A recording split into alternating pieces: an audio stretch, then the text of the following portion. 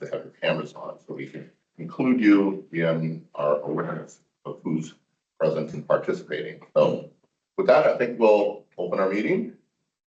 Never done that before. Let's see, let me do some opening before we take our, Can you just confirm that? Can folks online hear us?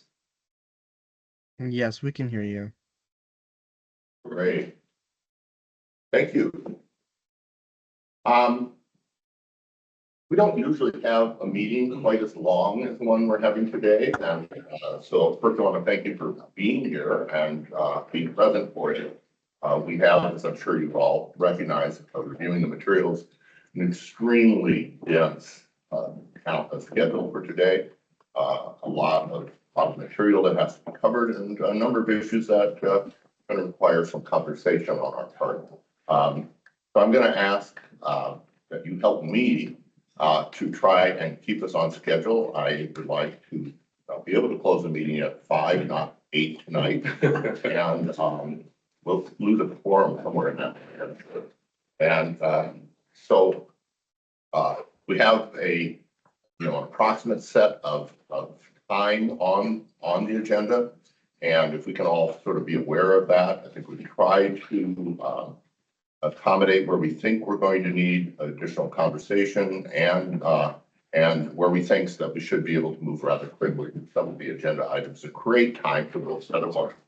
If I'm remembering correctly, I think an exception to that in terms of the schedule is I think we anticipate a need for probably a little more time on item 10.1. That's too. Yeah, good. So just an awareness that will probably make an adjustment in our timing there. But I think we should, with all of our cooperation, I think we should be able to easily fit everything in and important work. So I don't want to rush through it, but I want to make sure, one of the things, this is something I was aware of this morning, but every once in a while is I think just because I'm older, is that you gain your awareness that you do not have infinite time. And which means that one of the things that, one of the principles of economics that we forget is if you spend it one place, you can't spend it another place. So I just want to, we'll spend our time the way we choose to spend it, but I ask that we think very intentionally about, where our use of time matters most. And I think we're fully capable of doing that, but I just wanted to put that out in front of us and then move to a roll call. Thank you, Chair Heyman, Vice Chair, members of the Commission. I will now call roll. Greg Heyman. Present. Emily Simnett. Present. Demetrius Davis Boucher is on the way. Michael Dembro. Here. Richard Devlin. Helen Edwards. Here. Arnell Fajardo. Present. Evelyn Coker. Devin Lawson. Here. Teresa Martinez. Here. Eric Onene Mijue. Jen Proctor Andrews. Here. Ray Middleton. Here.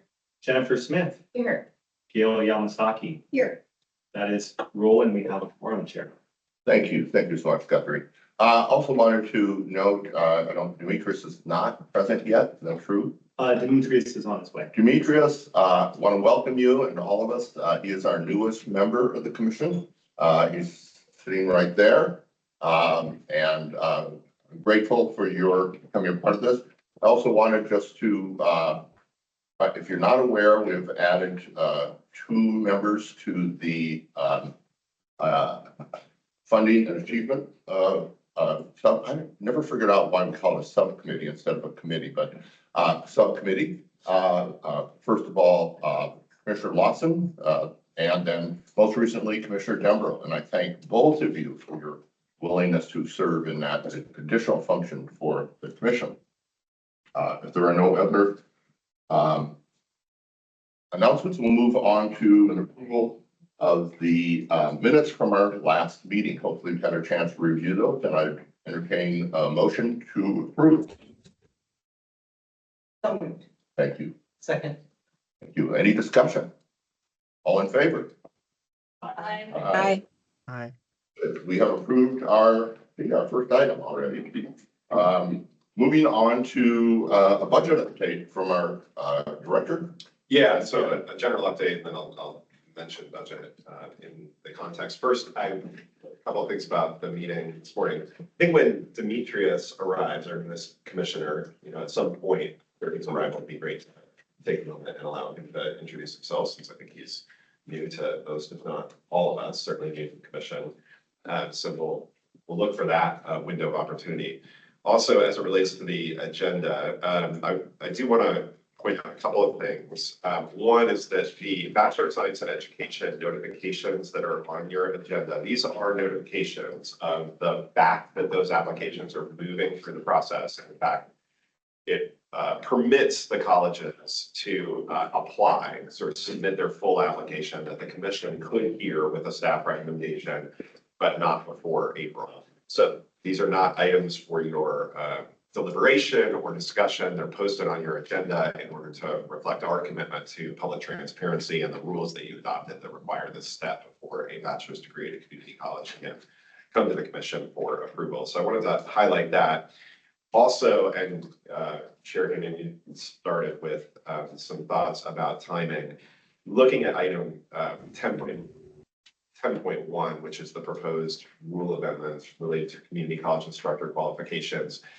We will likely be dedicating more than the 5 minutes that are on your agenda currently to that item. And as a result, I think we'll look for an opportunity to pull that item forward in the agenda where we find ourselves with some time. We will use some time for that at that point. So we may get to 10.1 out of order and before it's posted on the agenda. I think those are the main. Oh, there are a couple, just as commissioners are sort of wondering about our approach to managing the time today, there are a couple of items that really are locked in terms of the time at which we need to take them. For example, the report that we'll receive from President Paul Grant from Umpqua Community College at 2:10 on shared services, that's locked in. So there are a few that we'll need to just stick with the time. But otherwise, we may do some shuffling as usual in order to get through our business by 5. All right. So as you should be familiar, my report today is accompanied in the materials packet with an update on the the agency's spending relative to its legislatively adopted 2025-27 budget. If that report, which is a very high level summary of our spending to date, about a quarter of the way, less than a quarter of the way through the 2-year biennium. If anything there raises questions, please follow up with me or with our Director of Operations, Real. Couple of personnel and important HECC personnel notes that I want to share with you. One is that our director for Future Ready Oregon, Jennifer Purcell, who's here in the room, sitting over there, is departing the HECC for another opportunity. And so this will be our last commission meeting with Jennifer. We're really excited for her and her next steps career-wise. Please say hi to Brady. You can learn more about what she is up to. Jennifer came to us from Governor Brown's office, where she worked very closely with HECC staff at the time to develop the proposal and bring to the legislature the proposal from Governor Brown for Future Ready Oregon. And then as we turned to implementation, we were really lucky to be able to hire her, and she has led an outstanding team, hired and led an outstanding team at the HECC here, has implemented Future Ready Oregon. And as you'll see in the report that you have before you today, has had an enormous impact on Oregonians and taught us a lot at the agency internally about how to do business differently and more community engaged and responsive way, including through our procurement processes, in order to support equitable approaches to workforce development and training. So we're really going to miss Jennifer. Really pleased at what she's leaving behind, including some terrific staff who she's hired and will stay, we hope, with the HECC, and then an impact on how we do our work. So congratulations, Jennifer. We're really gonna miss her. Jennifer. We have made a couple of recent new hires who I'm also very very excited to share with you. As you likely know, the HECC is the administrative home for the state's longitudinal data collaborative. So this is a project that connects HECC data, primarily post-secondary, with K-12 data and student data and with employment data. We're also increasingly in partnership with the Teacher Standards and Practices Commission with its licensing data and other state agencies, early learning. We're starting to work more closely with them, apprenticeship data, in order to be able to tell stories about the paths that Oregon learners take from early in life through to career. And over the years, this commission has seen some of the products of that work, including a nursing study, a teacher study, a teacher workforce study, educator pathways, or education pathways report, and more. That team, which is housed within the HECC, is governed through an interagency agreement that we have with the Employment Department and Department of Ed, Oregon Department of Education, and I, along with the directors of those other agencies, sort of overall govern this program, but it is housed administratively within the HECC, within our Office of Research and Data led by Amy Cox. And we have recently hired a new director for that project. It is Michelle Hadara, who is a researcher at Education Northwest. We worked with her closely over probably a decade on a number of studies that she's conducted for, in some cases, state agencies, other education partners, national philanthropic partners. She is a just really highly regarded and well-known education researcher. And we're really excited to be bringing her into the HECC in this leadership role, leading the state's longitudinal data collaborative. So that is exciting news. I'm sorry. I need to. Yep. Good. Okay.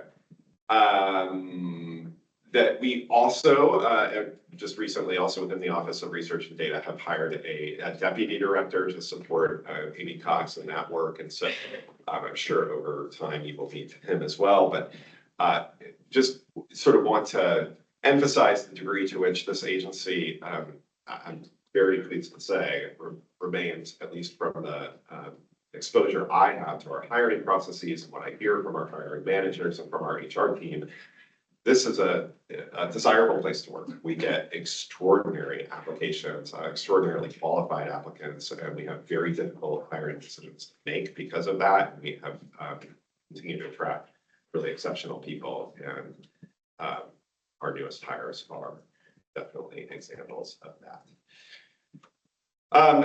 At our last meeting, we noted the fact that I would be presenting to the legislative subcommittee of Ways and Means in November on the response that the agency provided to the legislature's request for budget reduction scenarios for HECC. Those were at the 2.5%, 5% level.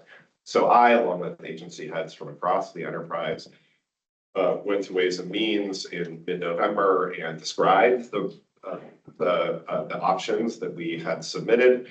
That's not a fun conversation. That's all about cuts. And as we talked about last month, we don't see good options there, or at least not desirable ones. So our goal was in part, the consequences and negative consequences associated with many or all of the reduction options that are on our list, but to explain why we had prioritized what we had prioritized.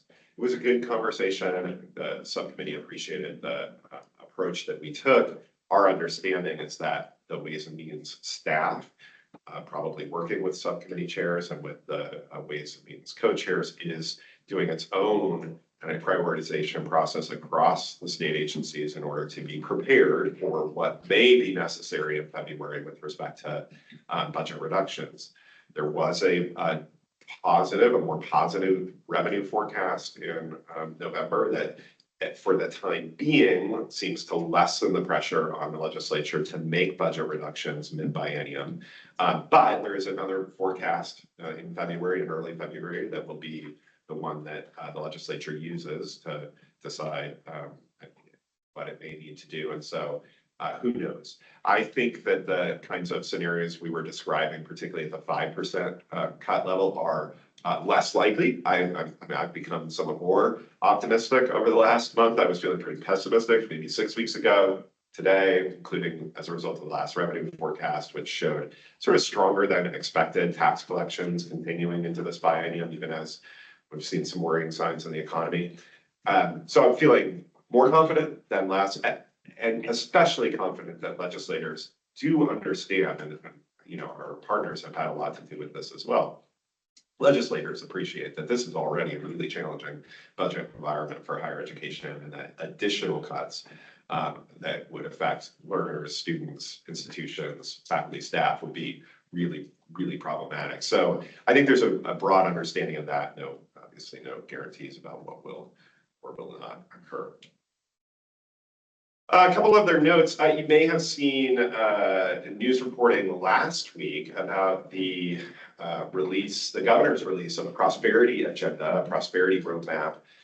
She has, and we'll send out a link in case you haven't seen the document yourself, and I'll actually at some point pass around a physical copy for Oregon's prosperity roadmap. And this represents her commitment to a plan for improving Oregon's economy through several key strategies. Very pleased to see that workforce development is emphasized within this document. There's a clear recognition that the work of education and training is critical for Oregon to achieve prosperity. And in this document and in her public communications, there's I think, a recognition of the role that our higher education institutions, including our research institutions, play in helping foster a strong economic climate. She spoke at the annual Oregon Leadership Summit that I attended on Monday, really centered this work in this document, and again, called out the importance of post-secondary education to strengthening Oregon's economy. There are ambitious goals in here and the start of some concrete strategy implementation strategies. She is establishing a new position within her office of Chief Prosperity Officer, and that will be working closely with a new Prosperity Council, the co-chairs of which have been announced, but the council itself has still waiting on the additional names there. Chief Prosperity Officer, who she intends to hire by the end of the year, and that will really be that sort of lead of this effort for her and a key contact for business and industry as they work with the governor and other electeds on improving Oregon's economic climate. Business Oregon, the state's economic development agency, is a key implementation lead for this. We'll be working closely with and for Business Oregon as they assess workforce needs and the relationship between those and the state's their plan, strategic plan for the state's economic development. All right, my final note. This timing, I promise you, is entirely coincidental, truly. But as of this very moment, the two of our longtime private institutions in Oregon are announcing a plan to merge. So you'll read this today. Willamette University and Pacific University are announcing an intent to merge their institutions. They will retain, at least in the short term, some unique branding and identity. Unique campuses that will continue to enroll and serve undergraduates, and then combining their, obviously, a portfolio of graduate programs. So I think it's a really exciting way of seeing the future of higher education play out in Oregon. Really appreciate those institutions' commitment to innovation, to serving students, to growing their scale, to achieving some cost effectiveness through integrating those institutions. I can share the press release that's going out now as of this moment, and just congratulate the presidents of those schools on their foresight and their efforts to strengthen higher education in Oregon through partnership. So more to come on that, of course, and that is my stopping point for my report, and hopefully, if we give Chris a moment to settle in his chair, he can then introduce himself before we move on to. Great, great. Welcome. Thank you. Glad to be here. And glad to have you here. And you were officially announced, but you weren't here at the moment. And now you are here. And we'd like to give you a minute to sort of let us know who you are, give a quick introduction. Sure. Yeah. Hi, everyone. Thank you for having me. I'm happy to be here. My name is Demetrius Davis Boucher. I'm a first-generation college student at Southern Oregon University. I'm studying in business administration with a concentration in management. And I have also previously served on some organizations on campus as the co-chair of the Native American Student Union. I'm also currently the vice president of the Black Student Union. And I've also served on the Tuition Advisory Committee. So yeah, that's a little bit about myself. Sounds like a busy man. Yes, sir. Well, grateful that you're here and you bring that experience to our conversations here as well. So I Absolutely. just during the break, we'll take a chance to introduce ourselves and so you know us as well. So anyway, very, very welcome. Very glad to have you here. Thank you. We're going to move on to, I believe, the public comment period. I want to make some introductory statements. We have a long list of people who would like to provide public comment, an important part of our meeting, but we're going to attempt to contain the amount of time to that. And I believe we agreed to limit each one to no more than 2 minutes. And there are special prizes for people who use less. No, seriously, prefaced by, this is an important part. We need to hear this kind of input, and I believe we have input on a number of topics. Guthrie is going to be keeping track of time, so if it feels abrupt at the end of 2 minutes, please, that's both intentional and we apologize. And I will just note that anyone may submit any supplemental written comment for inclusion in the record after. Yes, thank you so much. So who's the first person? Renea Guerin. And I would ask that folks only enable their camera and microphone when actively presenting. Renea? Good morning, I'm Renee. Oh, excuse me, you may begin. Good morning, my name is Renee Guerin. I'm an honor roll student at LBCC and I'm interested in becoming an English teacher in Oregon. I'm also a hardworking first-generation college student. In addition to being a student at LBCC, I work full-time as a high school instructional assistant and provide health insurance for my family. I want to get a teaching license because I'm committed to students. I am nearly finished with my associate's degree and working to transfer to a university partner in Oregon. I am here to say that I strongly support the base program pathway since there are many students like me who want to stay in their communities, attend college, and continue to work while student teaching. There simply just aren't enough options. Here are the barriers I have encountered on my journey. I've been told that I have to wait until next fall to begin in a teaching program in a cohort, although I would be ready in April. I got into a university and was told that there weren't any remote or online classes, only courses that were offered 40 minutes away during the day when I'm working.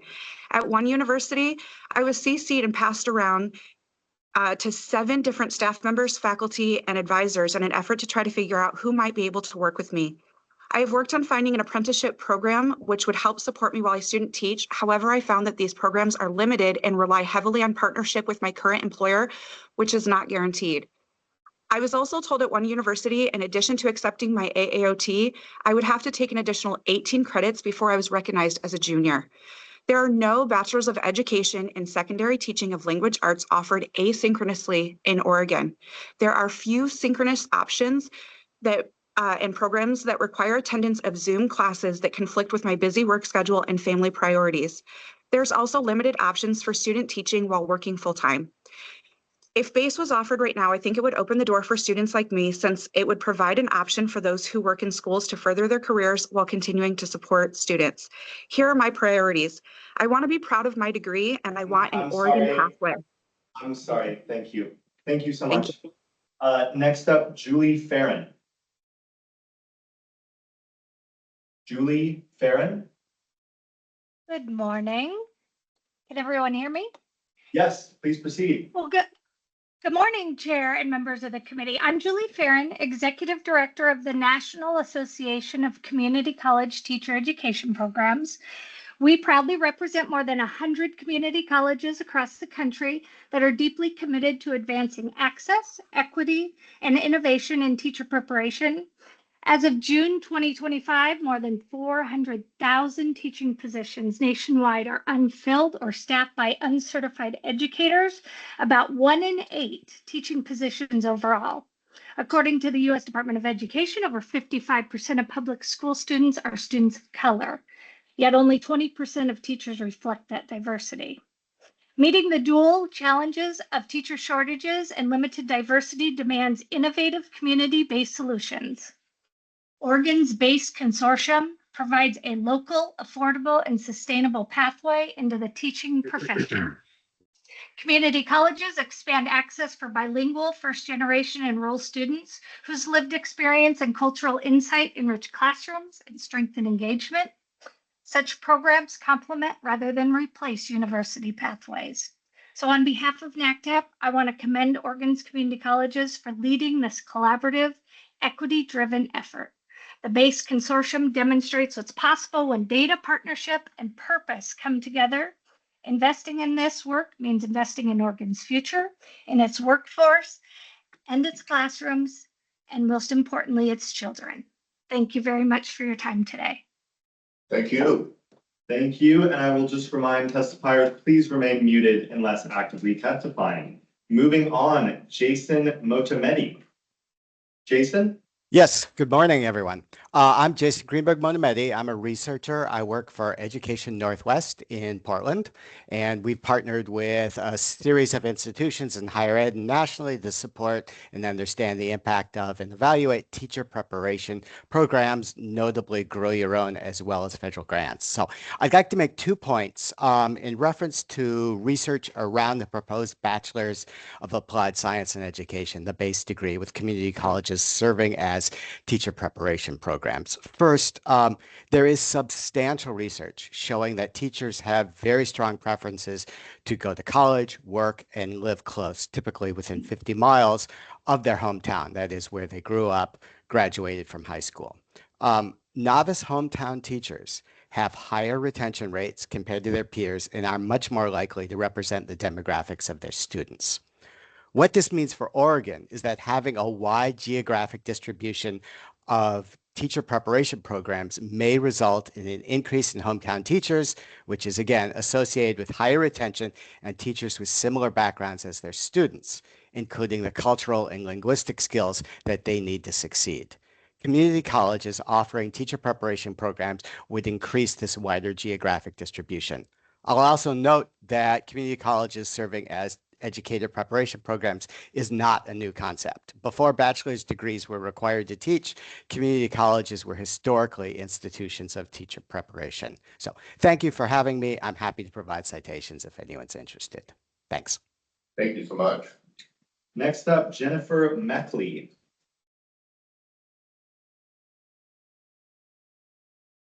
Jennifer Meckley. Okay, we can come back to that one. Abby Lee. Oh, yes. Hi, Abby. Commissioners, for the record, I'm Joan Wyckoff, Deputy Director of the Oregon Community College Association, and thank you for the opportunity to speak briefly before you today. I just want to make a few quick points. First, I think we very much sympathize with the difficult position that you all were put in to make recommendations for cuts that you very specifically and strenuously recommend that the legislature does not make. So I think we have sympathy for that. We understand the position we're in. I think as we look forward, we hope to continue advocating with you to try to get the legislature to look at all options available before we make cuts, as colleges and I believe universities are already in the process of making some significant cuts. Some information I thought might be helpful for all of us in this endeavor that came out this week. JP Morgan Chase Bank came out with a report indicating that one of the largest national security issues the country currently faces is lack of skilled workers. And just let me read a couple of quick examples or a few quick examples. In defense, 46% of defense industrial base leaders surveyed cite an inability to recruit, train, and retain skilled manufacturing workers. In semiconductors, we need about 3.8 million additional skilled workers by 2033, and we'll probably be short about half that. In energy, we need about 200,000 workers in the near term for electrification projects and for grid modernization requiring skilled workers like welders and electricians, facing a significant shortage there, and the same in AI. It also points to today about 40% of workers lack basic digital skills, which are going to be more increasingly fundamental. So I just think that provides some of the urgency that we're all, as we're all looking at trying to maintain programs like career pathways that would be potentially cut if we get to some of these significant cut levels. And last, just really quickly, I want to pivot and say, we really appreciate the commission looking at the dual credit standards. We really are truly seeking parity here. We have seen successful models with universities where you may be pairing a teacher who has a master's in education, but with a community college instructor that has a master's in math, for example. We think that's a good model and hope you will support parity between the two sectors. Thank you. Thank you. Next up, I will just draw your attention to written testimony 3.0A submitted by Ryan Swearingen, and then move on to oral testimony, which has accompanying written testimony 3.0B with Catherine Alexander. Catherine Alexander. You may proceed. Hello. Hi, thank you. Good morning, Chair Hammond, Vice Chair Simnett, Executive Director Kamen, and members of the Commission. My name is Catherine Alexander. I'm the CEO and Director of Programs for Red Alder Group. We're an education service provider based in Salem that provides outdoor school for elementary and middle school students at public and privately managed natural areas from the Cascades to the Oregon coast. I'm also a member of the Outdoor School Alliance, a new network of outdoor school providers and educators who believe that outdoor schools should be fully funded in accordance with the will of Oregon's voters, more than 67% of whom voted for the Oregon Outdoor School Lottery Fund Initiative, also known as Ballot Measure 99 in 2016. I understand this continues to be a challenging budget climate. However, I'm here today to respectfully ask the Higher Education Coordinating Commission to hold outdoor school harmless from any further proposed budget cuts during the upcoming legislative session. Any additional reduction in funding would compound serious program impacts precipitated by the previous 20% reduction in funding. Over the past several weeks, I've talked with several outdoor school providers, a number of camp directors, public land managers, school administrators, and classroom teachers across the state. Many of them have said their ability to fulfill the statutory requirements set forth in Oregon Senate Bill 439, which created the framework for the statewide outdoor school program, and which is now codified in ORS 327.390, has been severely compromised by the budget cut earlier this year. Additionally, a number of outdoor school providers have experienced severe setbacks with respect to staff retention, operational viability, and financial solvency. Despite these challenges, outdoor school remains a foundational educational experience for Oregon students and one that delivers on its promises. Oregon students need and deserve outdoor school now more than ever. Thank you for your time and considering this information. Thank you so much. Next, Joe Morlock. Joe Morlock.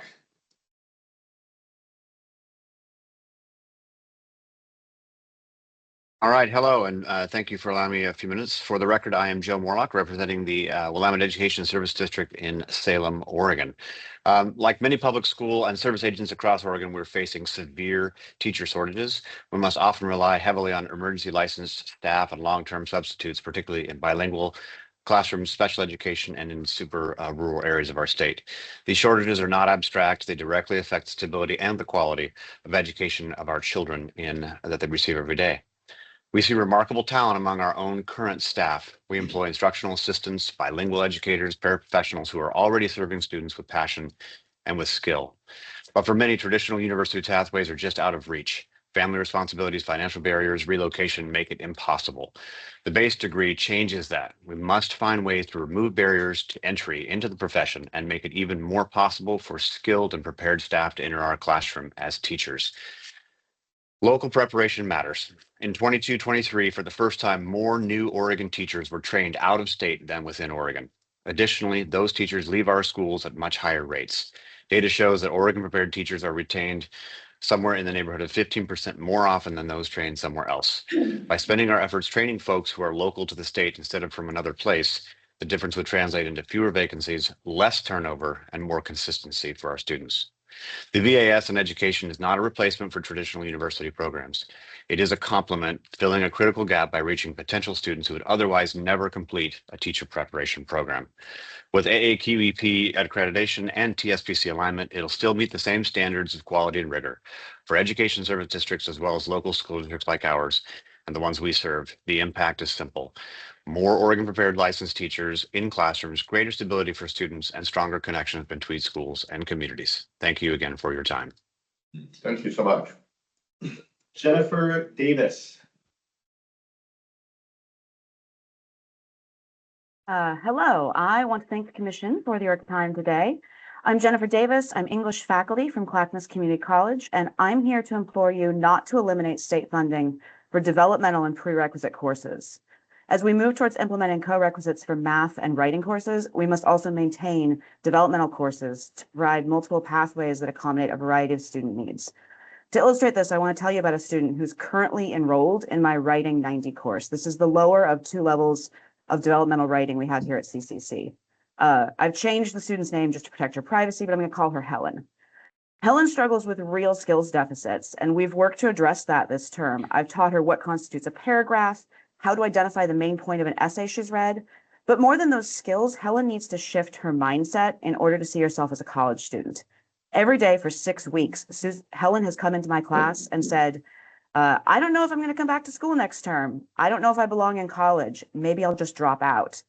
I repeatedly encouraged her to persist, to keep trying, and to register for classes next term.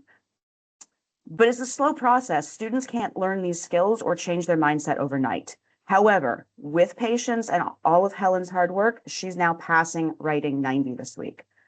If Helen had been in a college-level co-requisite course with faster-paced curriculum, she would have dropped out. Every time I think about losing state funding for our 2 developmental courses here at Clackamas, I just see the faces of dozens of other students like Helen. Students who thrive specifically because developmental courses help them build confidence, literacy skills, and self-efficacy. Please do not remove funding for these courses. I and many others are also submitting written testimony to supplement on this issue, and we thank you for your time in both listening to our comments today and reading that supplemental testimony. Thank you so much. Alexis Butchner. Hello, thank you for the opportunity to speak today. My name is Alexis Butzner. I teach writing and literature at Chemacabee Community College in Salem, and I also am here to talk about funding for developmental math and writing courses in Oregon. I can speak to this from 2 directions. First, as a first-generation college student who began at a community college who needed to take developmental math. That class was critical for my development, and I would absolutely have not have succeeded in college-level math classes, even with co-requisite support with the background I had. The ability to gradually develop my math skills is a big part of what made it possible for me to succeed and thrive in my other courses, and to go on to eventually get my PhD in literature with the intention of teaching at a community college. I personally am here because of the existence of these courses. Second, I have spent the last 3 years working on writing co-requisites, and I recognize the absolute value of that work for many students. But I also know from this experience that co-recs do not work for every student who needs additional support. Co-recs are not a panacea, and there's no one-size-fits-all solution that's magically going to serve every student. The argument is sometimes made that students in developmental courses take longer to reach their degree and that many will never finish. But the problem in this case is not the existence of developmental courses, and the solution is not to eliminate those courses entirely. To assume that is to commit one of the many logical fallacies that our work helps students to recognize and to avoid. And the result would be disastrous. Intellectually, for students who don't have access to the specific courses that will help them succeed, and financially for colleges that shut out whole populations of students from the possibility of higher education. So I implore this committee.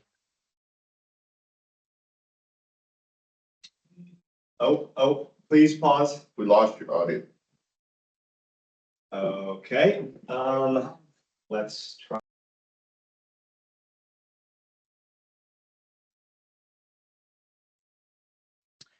Guthrie, we Can you can't hear hear us? anything on our end either. I Oh. don't think it's here at the conference room. Oh, okay. I'm so sorry. Alexis, let's move on. Just give us a moment to reset and we'll maybe come back to.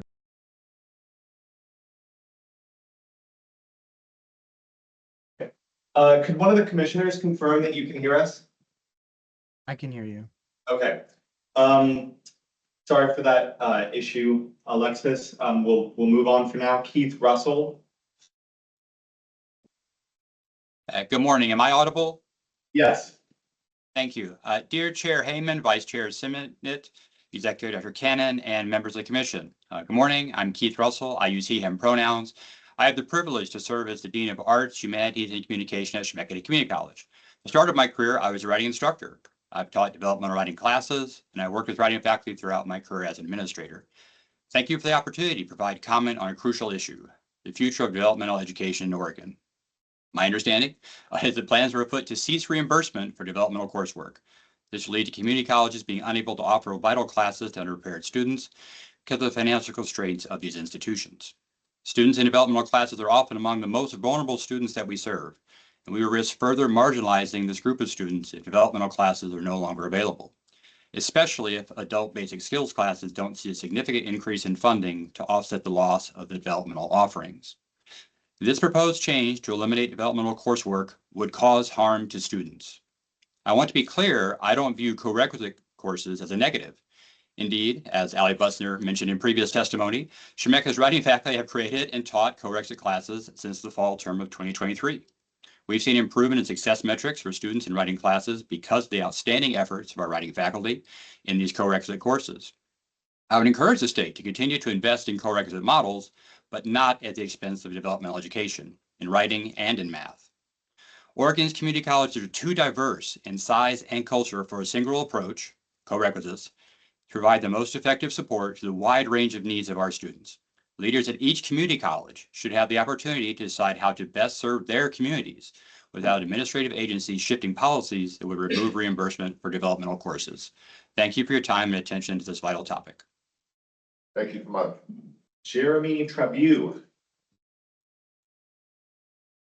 Hello, good morning, members of the Commission. Thank you for the opportunity to testify today regarding the elimination of funding for prerequisite developmental education. I am Jeremy Trabue, the chair of the English program at Schenectady Community College, where I have also taught developmental writing since 2003. So when I talk about these students, I am not referring to an abstract collection of notional people represented by bars on graphs. I'm talking about the actual people I have dedicated my entire professional life to serving. Even before Chemeketa, I taught English as a second language in the Peace Corps. I was the English lead in Chemeketa's design and adoption of multiple measures placement and co-requisite writing courses, just to list two of the many reform initiatives I have been part of or led here. I am obviously then not against co-requisites. However, I am strongly against the current plan to completely eliminate prerequisite developmental courses. However well-intentioned, the reality is that this plan will do tremendous irreparable harm to the students these courses serve and to the institutions that serve them. The body of research driving this proposal is methodologically unsound in many ways I have listed in written testimony. Additionally, its applicability to Oregon is weak at best, as we have one of the worst K-12 systems in the country, and the studied and referenced colleges are on semesters, not quarters, just to name two problems. We must retain the option to serve our most underprepared students with prerequisite classes because otherwise they simply will not be served. There is no other pathway that leads to their eventual success. For many reasons I have also listed in written testimony, adult basic education is not a replacement for developmental college courses. In conclusion, please slow down. We want to work with you. Join English instructors and administrators as a partner in the important work of thoughtfully reforming and continually improving our developmental education system rather than destroying it. Thank you very much for your time this morning. Thank you. Nicole Rosevier. Good morning, Chair Heyman, Vice Chair Semnett, Executive Director Cannon, and members of the Commission. My name is Nicole Rosevier, and I'm a member of the English faculty at Clackamas Community College. Just like several other educators here, I'm speaking today out of concern for the potential loss of FTE reimbursement for prerequisites to Writing 121Z. Students enter these classes with a wide range of existing writing and college readiness skills. A not insignificant number of our students, at this time about 15% at Clackamas, benefit from having more than one term to develop and practice these skills. In short, to learn, a process that takes and deserves time. In our classes this year, we are seeing students who were in middle school at the beginning of the COVID pandemic, and they continue to feel the impact of the learning losses of that time. In an early term assignment about their own writing journey, one Writing 121Z student this fall described this by writing, quote, "At the age where I really began to create ideas and elaborate opinions, I was stopped, told to pause, and never went back to relearn it. Not learning those skills has still caused struggles for me to this day. I never learned step by step how to write my thoughts in an essay form. Because of this, I had to learn it on my own, with tears of frustration in my high school classes when I couldn't understand what my teacher wanted me to do, or stressing and pulling my hair out now, writing this essay, worried if it will be readable to my peers and professor. To best serve the many students," end quote, "to best serve the many students like this one and the varied learning needs of all the students we work with, we must retain and fund composition sequence options that allow for meaningful time to practice and develop confidence in the writing skills they will need through their college coursework and beyond. Thank you all for your time and consideration today." Thank you much. Amanda Coffey. Amanda. Good morning, everyone. I really appreciate the opportunity to be here today and to speak alongside colleagues who are concerned about the defunding of developmental writing courses and math courses in Oregon. My name is Amanda Coffey, full-time faculty at Clackamas Community College.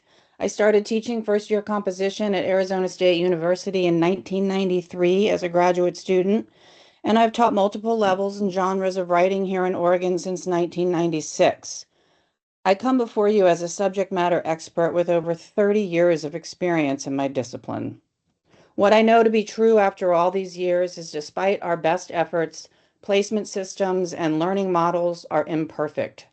We study human behavior and data and build and overhaul systems to help as many students as possible complete 100-level writing courses as soon as possible, because they do provide foundational reading and writing skills required for success in so many courses required for degrees, certificates, transfer, and successful employment.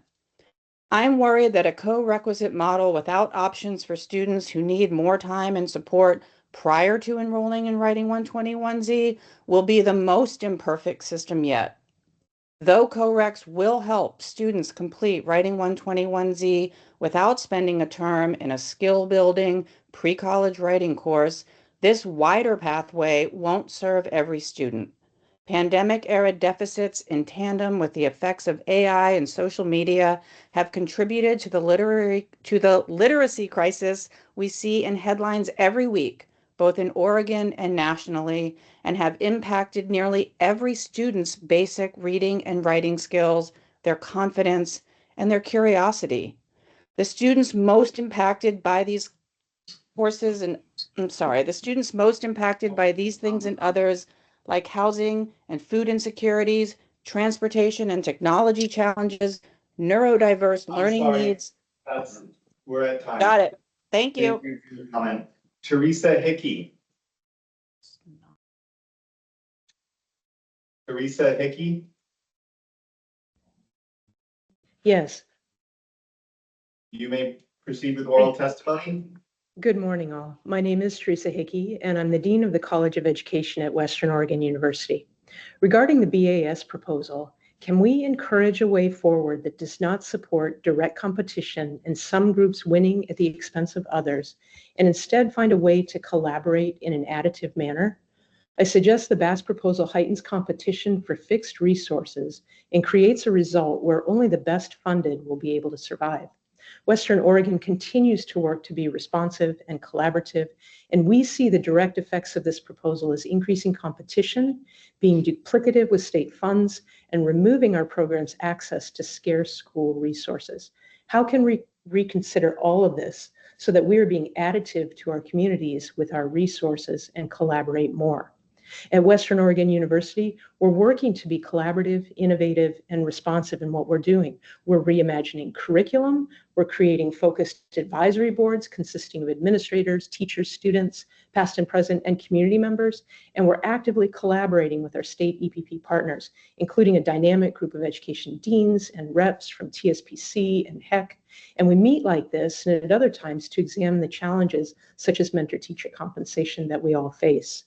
There are many collaborative spaces right now, but the challenges to this work are growing. And one example involves access to mentor teachers.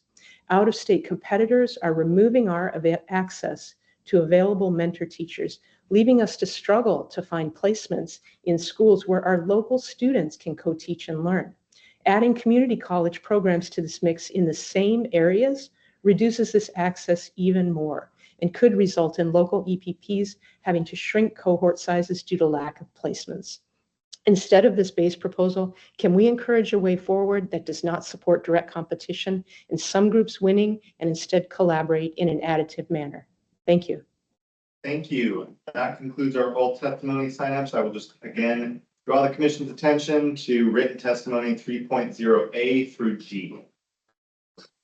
Thank you so much. And thanks again to all of you who provided testimony and provides us with really significant, I think, contextual understanding of the kinds of decisions that we need to consider. So I really appreciate the time you've taken to give that to us.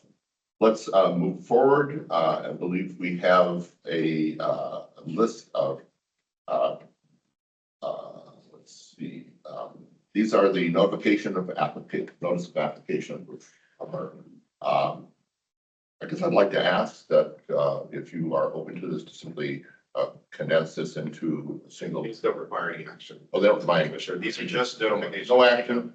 You have notification. Again, Director Cannon has indicated that it's this is a required step in the process. We're not approving or disapproving anything at this point. It simply creates, I think, our and public recognition that this process is moving forward. So thank you so much for that. And then I believe we move into the legislative report and the agency budget with Kyle. Yeah, good morning, Commissioner Hayman, members of the Commission. Kyle Thomas, Director of Legislative and Policy Affairs. I think I'm going to be joined by Tom Reel today. And Guthrie, do we have the presentation? Yes, let me pull it up. So I have, as we're waiting for the presentation to come up, I have in your docket given you information about the 2026 legislative session, as well as the most recent economic and revenue forecast that was released last month. We'll go into that today, but I just wanted to call your attention to the fact that those items are in your materials. Today, we're going to focus on the 2027 legislative concept, policy option package, and agency recommended budget development. And so I'll start. I'll do the majority of these slides, and Tom will chime in at the end with some budget information. If we can go to the next slide, please. We are right now in the early phases of our legislative concept and policy option package development, and that early phase is really centered on the individual offices at HECC and their policy and program staff doing some brainstorming around legislative concepts and policy option packages that they'd like to propose. As they are doing that, we recently provided a training to staff about this process, and I'm going to go through sort of some of the information that was presented to staff. I'm also going to go through the timeline and processes with you. So first, we presented to staff information about the state and national context that serves as the backdrop to this year's cycle. A lot of this state and national context is, of course, very familiar to you, so I won't spend a lot of time on it. But in particular, we've been highlighting the following. First is that reduced federal resources, stalled state budget growth, and increased institutional stress are all very relevant financial and economic factors that staff need to consider as they're developing legislative concepts. The second is that there's a growing disconnect that we're seeing between state and federal policy preferences. Obviously, the federal administration actions related to the Department of Education, the federal grant making, the HR 1 and appropriations changes that have been made at the federal level are not necessarily, and in fact, in lockstep, and are of course at times directly oppositional to a lot of state priorities that we have and expenditures that we have here in Oregon. And it's incumbent upon staff to think about how those changing federal conditions affect what we do here at the state level, and how the state, if it's necessary and if we have the capacity, can step up and support certain programming where the federal government has made prioritization changes, if that's possible. The next piece of context is the evolving case law regarding diversity-oriented programs. We, of course, dealt with this in the 2025 legislative session with changes that we had to make around the Oregon Teacher Scholars Program. But increasingly, the courts are making it quite difficult for states to provide specific treatments to specific underrepresented populations. And so as we're looking at programmatic changes and new programs and new initiatives, we of course have to consider that evolving legal context as we have been for the last year or two. We of course have to consider the governor's priorities. Largely, we expect her to continue to focus on the priorities that she's had since she's taken office, with which include K-12 education, behavioral health, mental health support, and just blanking on the last one, but which now increasingly are including the tenets around the Prosperity Council that she announced last week and the state's business environment. The value proposition is under suspicion. So this is borne out in some national research. So has the idea that higher education is workforce development is becoming more socialized, both on the policy level, but also at the individual student level. Increasingly, students are more directly tying their higher education experiences to their job prospects in ways that perhaps they weren't as directly doing in the past. And then the last piece of context is the HECC strategic plan. And this is the first opportunity to draft statute or propose statutory changes that relate to the new strategic plan and all of the initiatives and initiative categories that this commission has endorsed, and that there are work groups going on at the staff level to support. Next slide, please. In providing some direction to staff, we've given them sort of three development principles to focus on this cycle.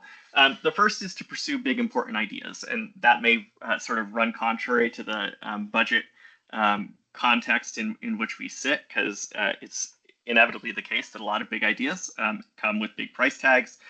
But this is the time of year and the time of each two-year cycle where we are most free to do the type of visioning that's required in order to support the policy work around big, new, game-changing proposals in higher ed and workforce development.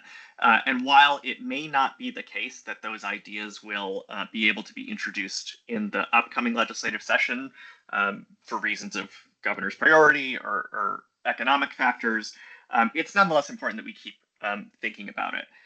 It is almost always the case that big ideas take multiple legislative cycles to gain enough traction to become law. And we're not the only entity that's going to be introducing concepts around these topics. We at the commission have a statutory responsibility to advise the governor and advise the legislature, and just the prospect of having conversations around new proposals and new ideas can result in finding legislative champions or groups of partners that will end up ultimately carrying forward an idea that we cannot ourselves carry forward. So we never know when an idea's time will come. And so it's really important that we be iterating through this process, even if we, at the end of the day, know that it may be difficult this time around for us to make an introduction. Next slide, please. The next principle is to explore interagency collaboration. This is I think, both a little selfish and an idea that makes good policy sense. First, sort of relatively selfishly, the more that other agencies are on board with a proposal that we're seeking to introduce, the more likely it is that that idea is going to be able to get the attention that's required to have it introduced.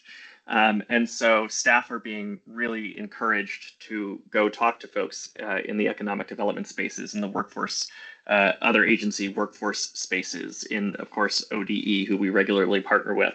The second reason that we do this is that there are obviously components of ideas, or even whole ideas themselves, that we are not necessarily the best position lead agency to do the work, or we're not capable of doing all the work ourselves. Our strategic plan also calls out the idea that we need to get better at collaborating with other agencies to achieve certain shared goals, particularly around workforce and economic development. And staff are being encouraged to think about the work we do in those more in those contexts and those lights than perhaps we have done in the past. Next slide, please. The third principle is to examine the cost benefit of the work that we do today. This is, of course, always a good idea. It's a necessary idea in this particular cycle where we are in a constrained resource environment. So staff are being asked to really think about whether our programs and grants are meeting the need, and they're doing so in the most effective and efficient way possible. Whether we're trying to do too much, and whether we could do more by doing less and focusing our financial resources into fewer buckets. Into fewer buckets that are sort of more rationally tied or more directly tied, both to elements of the Commission's strategic plan, but our equity lens and the core mission, vision, goals that we have as an agency. Next slide, please. This is a sort of brief overview of what the chronology looks like. So we're here in phase 1 at this point, which will end next month. That's the idea generation phase. It's the time when all of the really good brainstorming occurs. I have slides that'll go into more detail about this in a second. Phase 2 is kind of the engagement and refinement phase. So once we get together internally and review all of the initial ideas that staff have proposed, we will produce a kind of initial cuts list. And that list will determine what we start to go out and engage our partners with. And then that will lead to ultimately what becomes the final list that we end up going through a phase of sort of fiscal analysis refinement, legal refinement, so that we can get to the point where we have a fully introducible idea by the summer that ends up getting approved by the Commission towards the end of the next calendar year. And I'll go into detail in the next slide. So next slide, please, Guthrie. So the idea generation phase, that is sort of almost or a little over midway complete now. The legislative concepts and policy option package sort of initial ideas are due to Tom and me at the end of this month. So we had initial agency kickoff in October. We had a policy meeting with policy staff from across the agency in November, where we talked about the context, where we talked about the process, where we sort of attempted to do a little bit of galvanizing staff and gave them an opportunity to answer questions. Once those concepts are submitted to Tom and I at the end of this month, we will start to go through the process both ourselves and with the executive team of finding relationships between those concepts, really making sure that in the initial conception that everyone who needed to be consulted within the agency was consulted. If not, we're attempting to fill those gaps and get those consultations happening. And that leads to a period that will occur next month where the executive team will get together, sort of really at a high level review what has been submitted so far, trying to figure out where there's duplication, trying to figure out what's non-viable, trying to figure out where our initial priorities are, and produce that list of concepts that the executive team and leadership is interested in going out externally, introducing to partners, engaging, and really beginning that process of refinement. Next slide, please.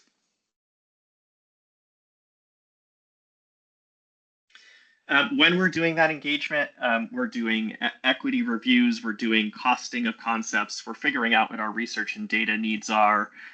New this cycle is that we're going to enforce for every concept that we're initially moving forward an outreach planning meeting.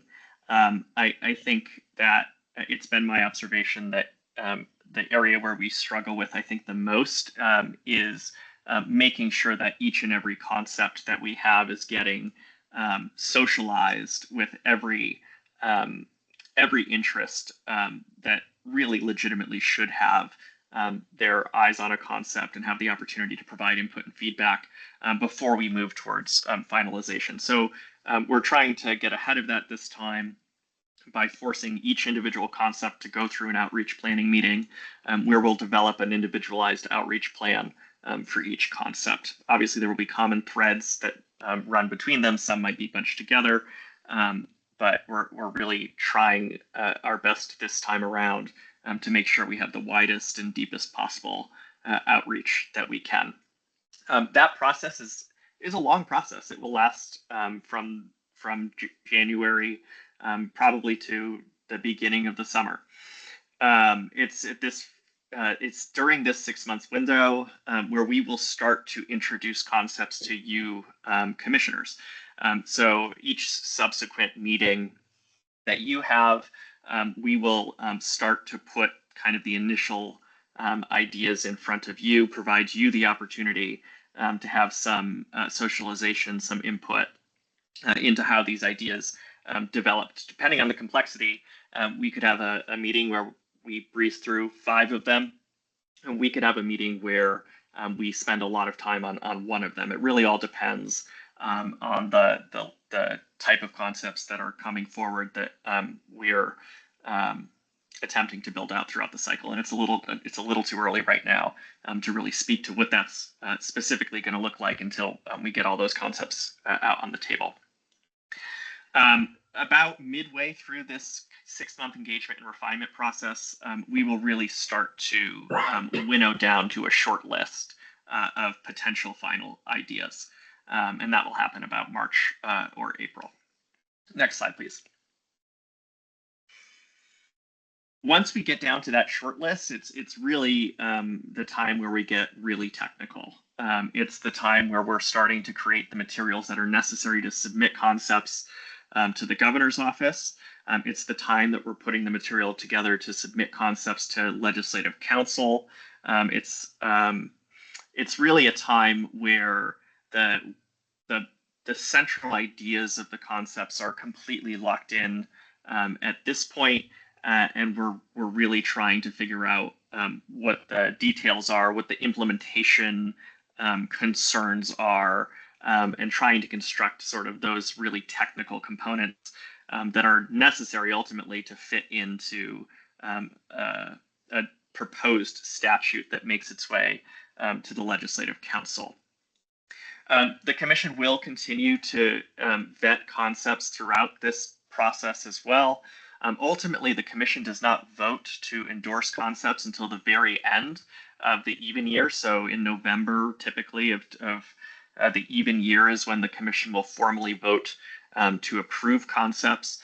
So we won't have that finalized list until that vote happens, but the Governor's Office and DAS nonetheless enforce some deadlines that we have to adhere to that do require us to provide them a lot of information, even if the Commission has not made those endorsements. Ultimately, we can withdraw concepts later if the Commission does not approve them, but it's very, very difficult to add concepts, which is why this is structured in the manner it is. Next slide, please. So just quickly, what are we looking for when we're asking staff to submit concepts? These next couple slides are just a copy and paste of the form that staff are filling out right now. So we're asking them to categorize their concepts by whether they're proposing to spend money or not, what kind of money they're proposing to spend, and whether or not their concepts require statutory changes, or additionally, if they require regulatory changes. At this stage, we're really focused on the problem statement that staff have, on the background for what the problem is and how it came to be. Next slide, please. As well as staff's proposed solution and analysis. We are not locking anyone in at this particular time to a solution. Having a solution is good, or understanding the possible solutions that exist is really important at this stage. But more important than that is really truly grasping what the problem is, how it came to be, and what types of levers we have within the state system to go about solving that problem.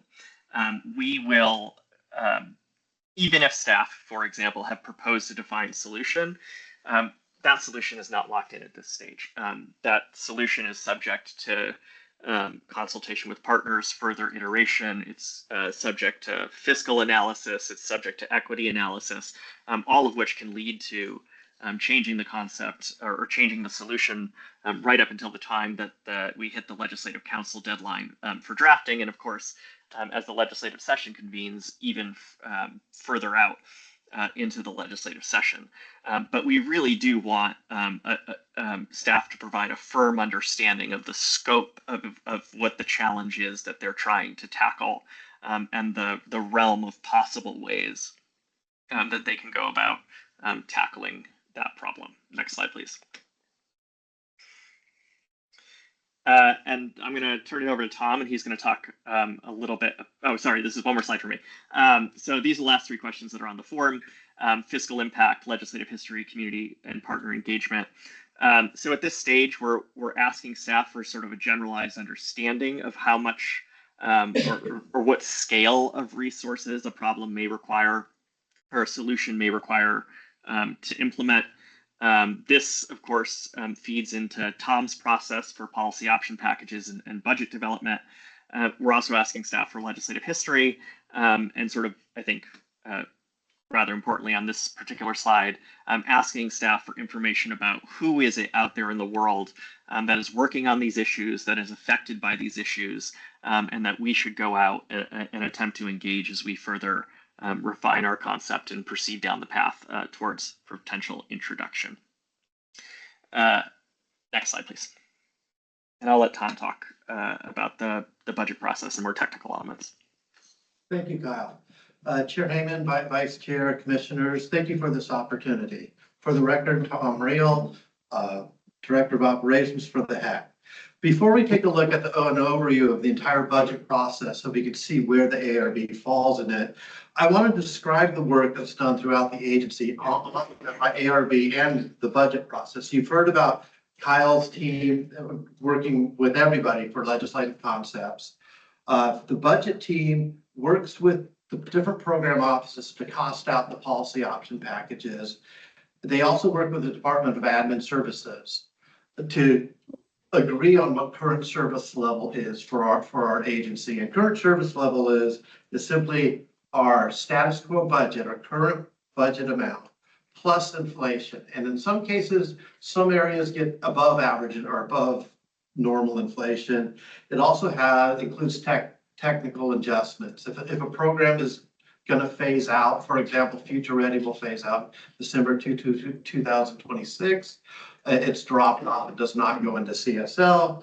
And if there's staff movement, we move the budget in there too. So that all combines for CSL. The Post-Secondary Finance and Capital Office works with the Department of Admin Services to agree on CSL for institutional support. And they also work with the institutions for the capital projects. Research and data creates and gathers our performance measures and many other reports that are part of our budget process. Human resources gather supervisory data and administrative data on staff that we put in it. And the Office of Diversity, Equity, Inclusion, and Accessibility, they're responsible for our racial impact statements. And finally, our communication team, which is probably has the hardest job because they have to corral everybody's documents, do version control, and work with everyone to get this information to be able to present to the legislature. And now I'm gonna take a look at the budget process overview. If you could go back a slide, sorry. There are three, yes. We're tight on time, so we can wrap up in the next like 3 to 5 minutes. I mean, we're Will do. We're gonna say this multiple times throughout the day. Okay, we're start with the agency budget process. The second document is the governor's requested budget. She gets all the agencies, looks at it at all the agencies' budgets, looks at it at enterprise level, and then with her priorities, she submits the GRB to the legislature. During legislative days, all the agencies have a presentation. Our presentation is about 6 days, which also includes days for our partners, institutions, public testimony, workforce groups. And we finally end up with a legislatively adopted budget at the end of the process. The parts of our ARB, there's next slide, there's 7 parts. The first 2 are self-explanatory. The third is our agency summary, which you've seen most of these documents and approved them as a commission already. Our mission, our strategic plan, and diversity, equity, and inclusion plan.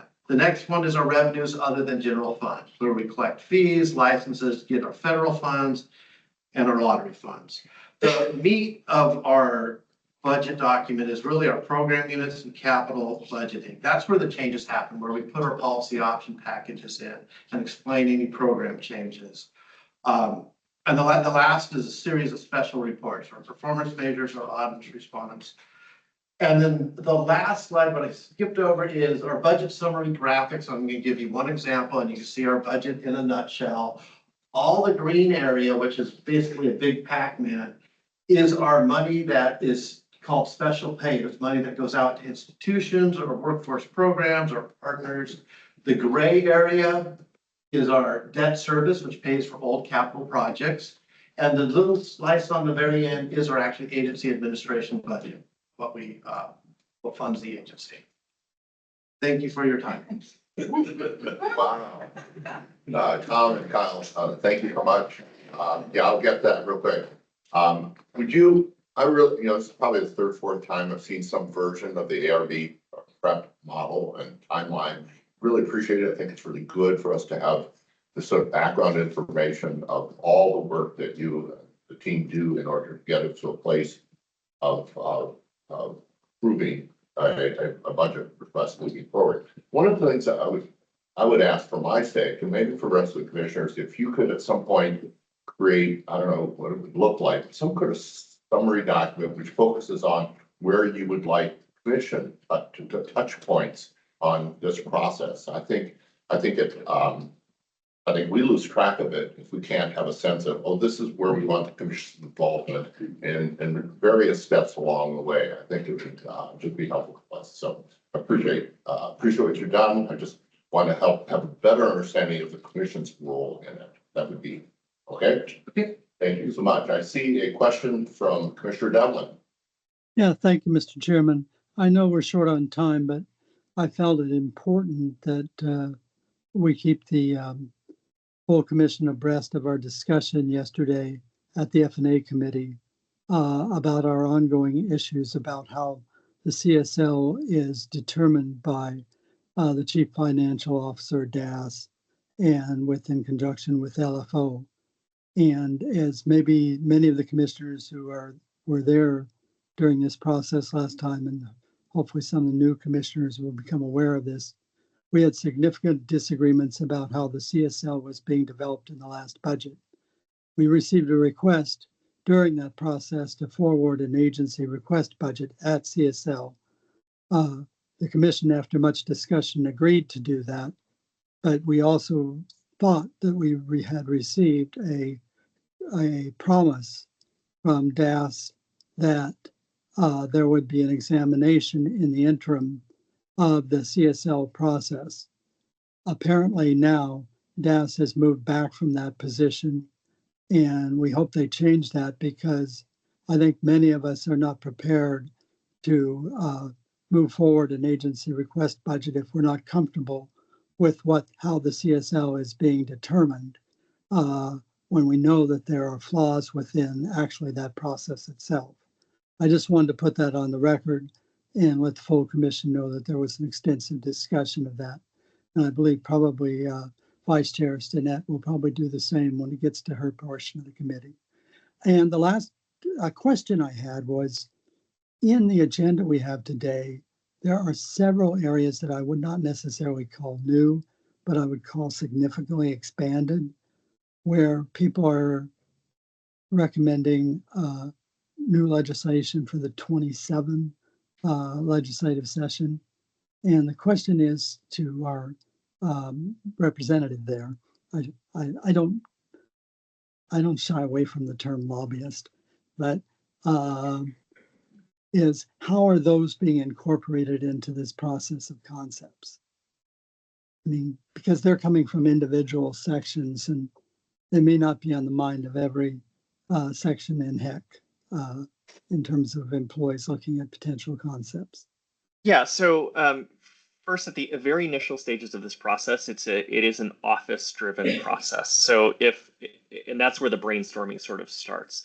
So if individual offices within HECC have particular legislative ideas, they're at this stage sort of required to put those ideas on paper through this process. That's not the only way that ideas get generated. Obviously, we know that there are concerns at the leadership level and items that cross offices that wouldn't necessarily receive sponsorship by one individual office or may not be sort of on the top of their radar. So once we get ideas, we do make sure that we've covered all the bases, and I, in my role sort of as the Legislative Affairs Director, will add concepts to the top of the pile to make sure that we have not sort of missed anything that's either come up over the last couple of years or that doesn't reasonably fit within one office specifically.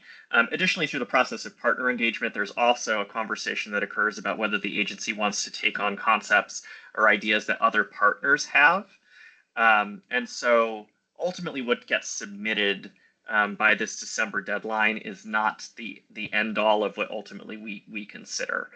We're adding ideas to the pile even as we're paring the pile down. It's a little bit more iterative than maybe my slides, the chronology of my slides suggest. Mr. Chairman, Ms. Thomas, I was wondering in particular, because some of the things and I don't really have any problem with these, like the vision statements we're being asked to approve today in a number of different areas, a couple of different areas, are calling for legislation in the future to actually implement those vision statements. So in a sense, if HECC endorses those vision statements, they're in a sense at least giving some expectation that that there may be legislative concepts that come in 27 to try to implement some of those. That's really more specifically what my question was. Yeah. Thank you. We're gonna, Commissioner Devlin, we're gonna move on to the next agenda item. I think Rudy-Ann. Yep, she's on the line. Okay, and thank you, Tom and Kyle, and we'll move on to the topic of strengthening our equity lens.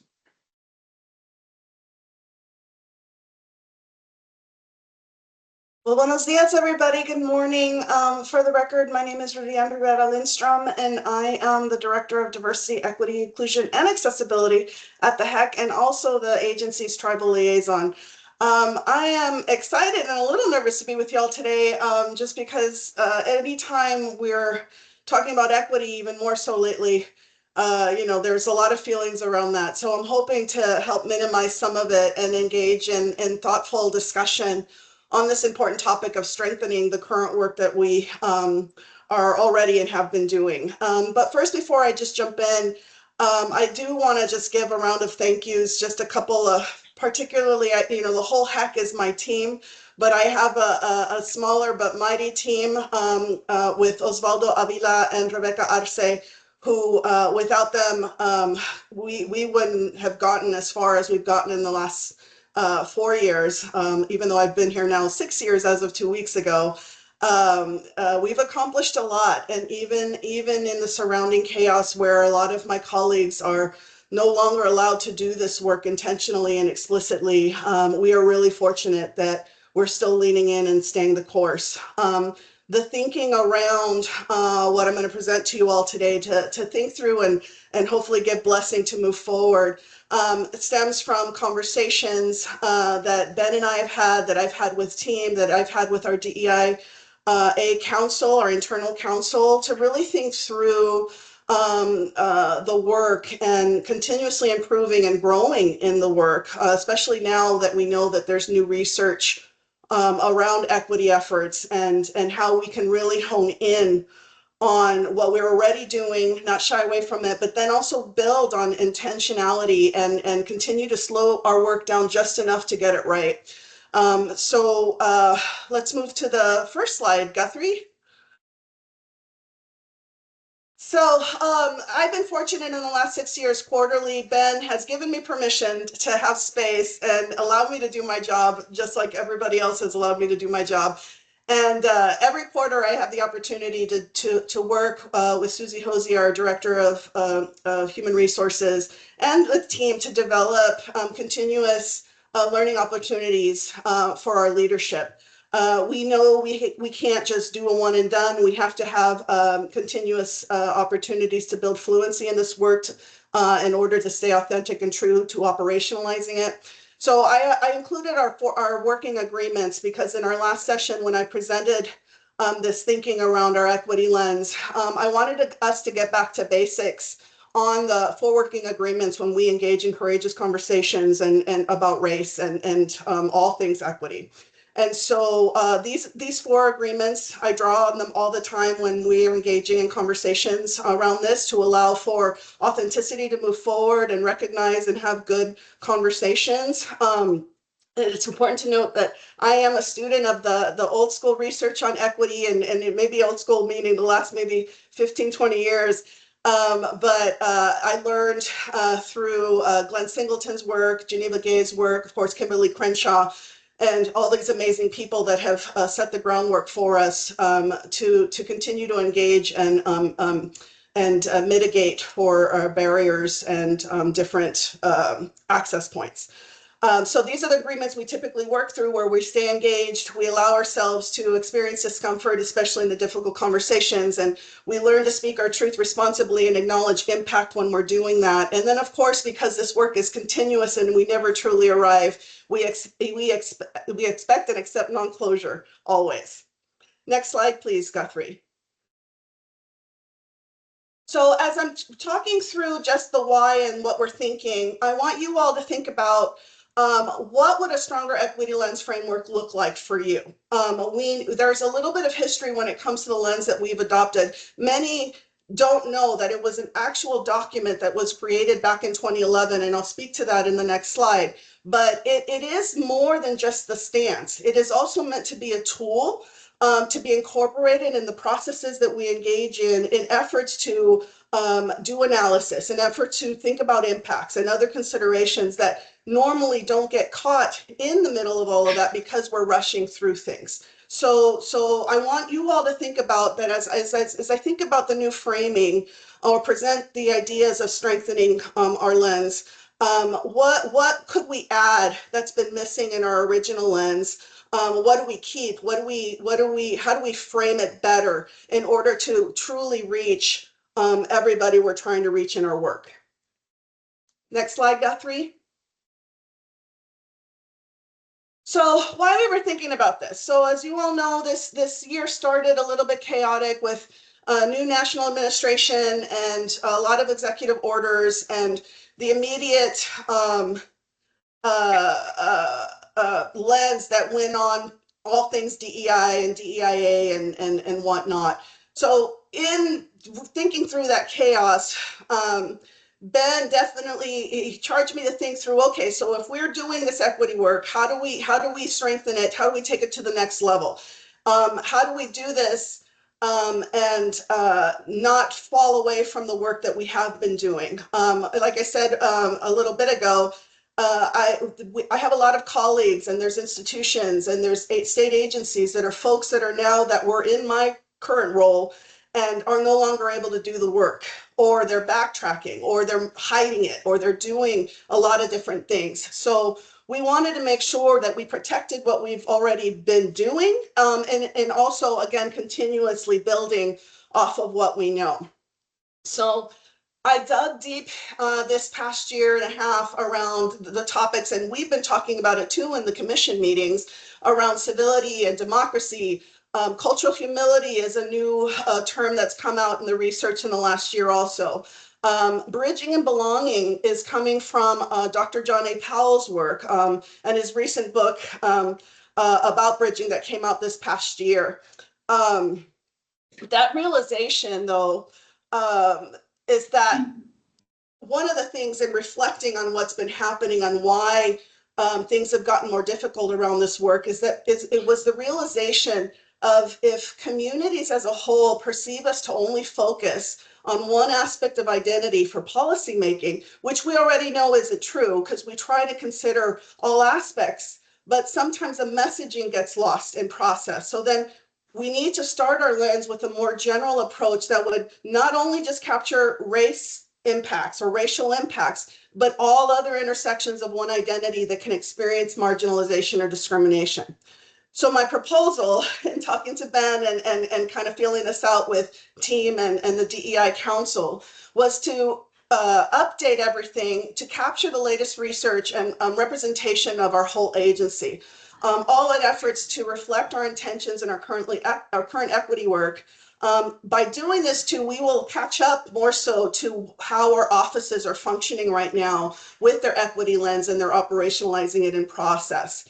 It's important to note, with the previous equity lens that was established in 2011, we as HECC updated it back in 2021, right after COVID, to better reflect higher education and workforce, but it was still very much grounded in the original racial equity work of the Oregon Education Investment Board, which was over 10 years ago. Next slide, please. So more reasons to update is that, you know, when we talk about civility and democracy, pluralism has also come into play. And so we can't begin to do that real pluralistic work in civility and democracy without truly grounding it in cultural humility.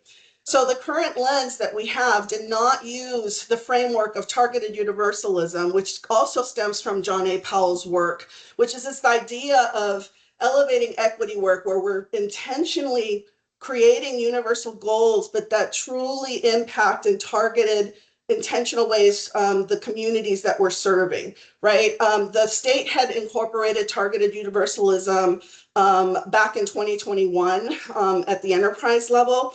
And we fell short because it wasn't truly implemented or grounded. We just kind of like said, hey, we're doing it.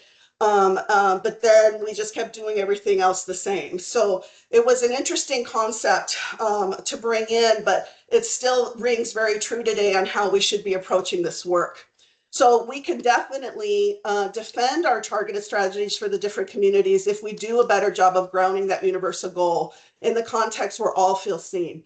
So based on Dr. John A. Powell work and Joel Betta's work, I believe we can create this framework based on bridging and belonging through cultural humility. So in his recent work, John A. Powell defends that it's not that we aren't centering race, because we are still going to do that.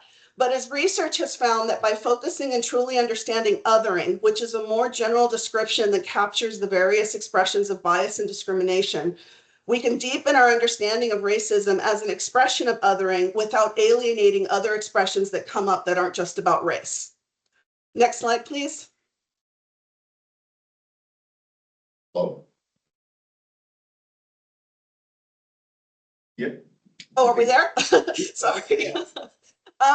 So one of the things that I realized this past year in reflecting too on our last legislative session and what was playing out on the attacks on DEI and just other things, you know, that people were essentially weaponizing the work, was that when legislators and other community folks in power believe that we're exclusively focused on one thing or one community outcome, it puts us in a position to continue to miss the other dynamics at play that intersects race and other factors like gender, accessibility, religion, and economic status and geography.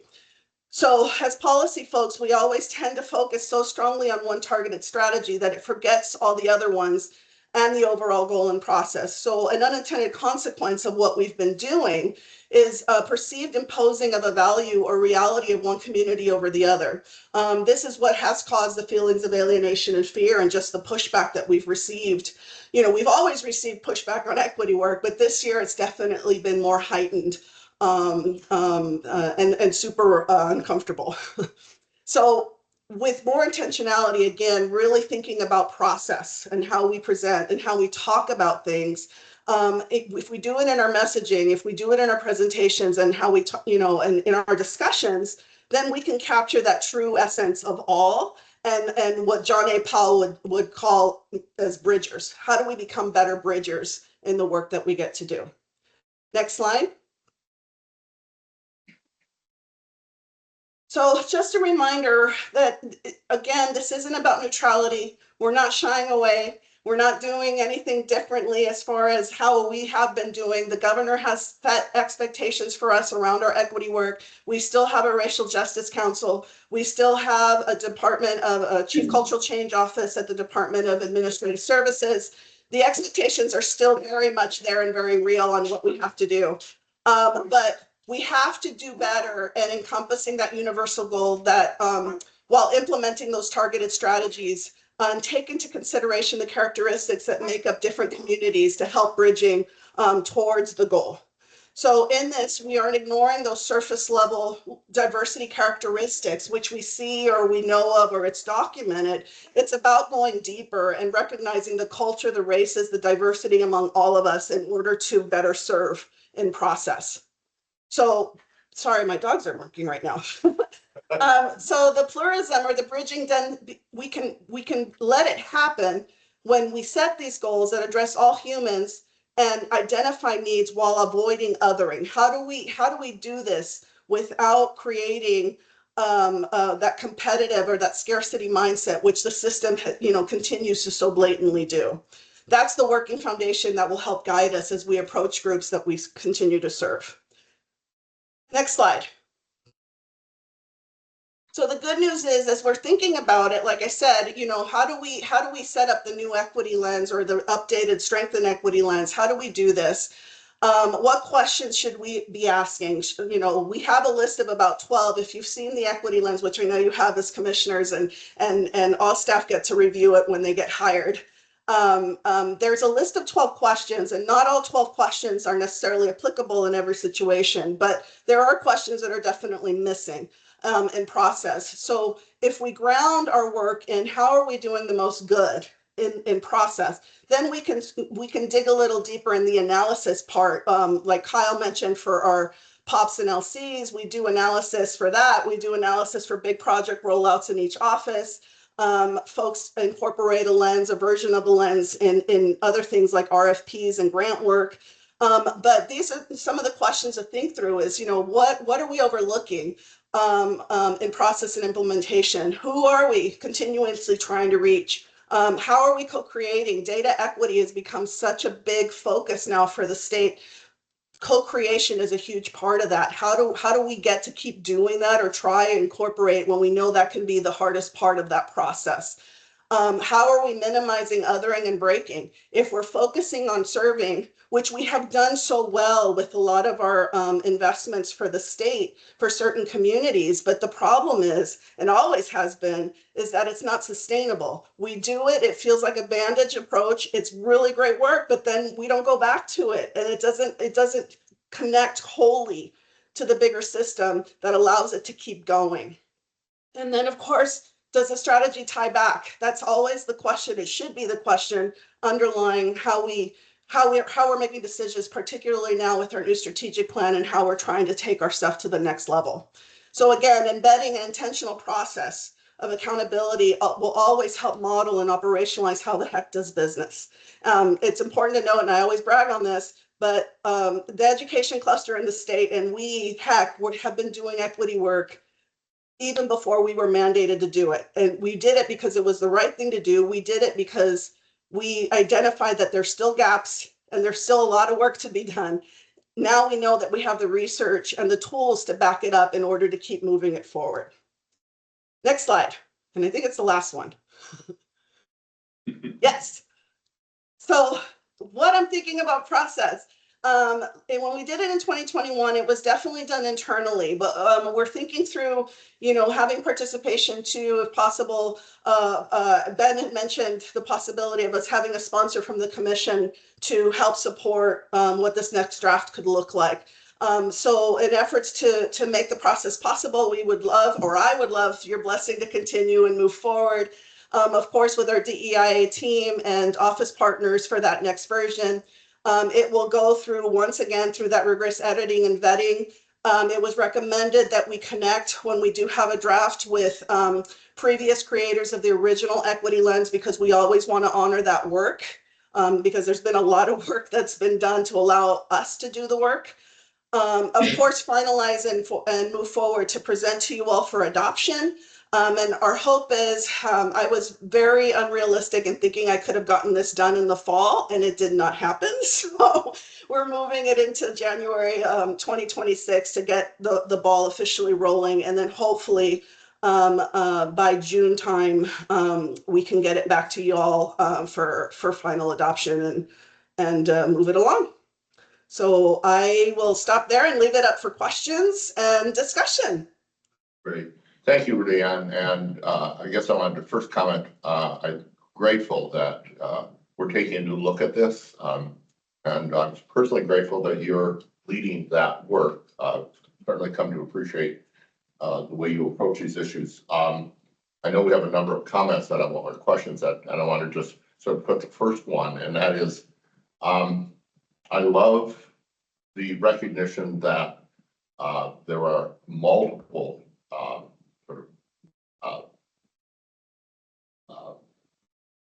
bases for our tendency towards non-inclusion.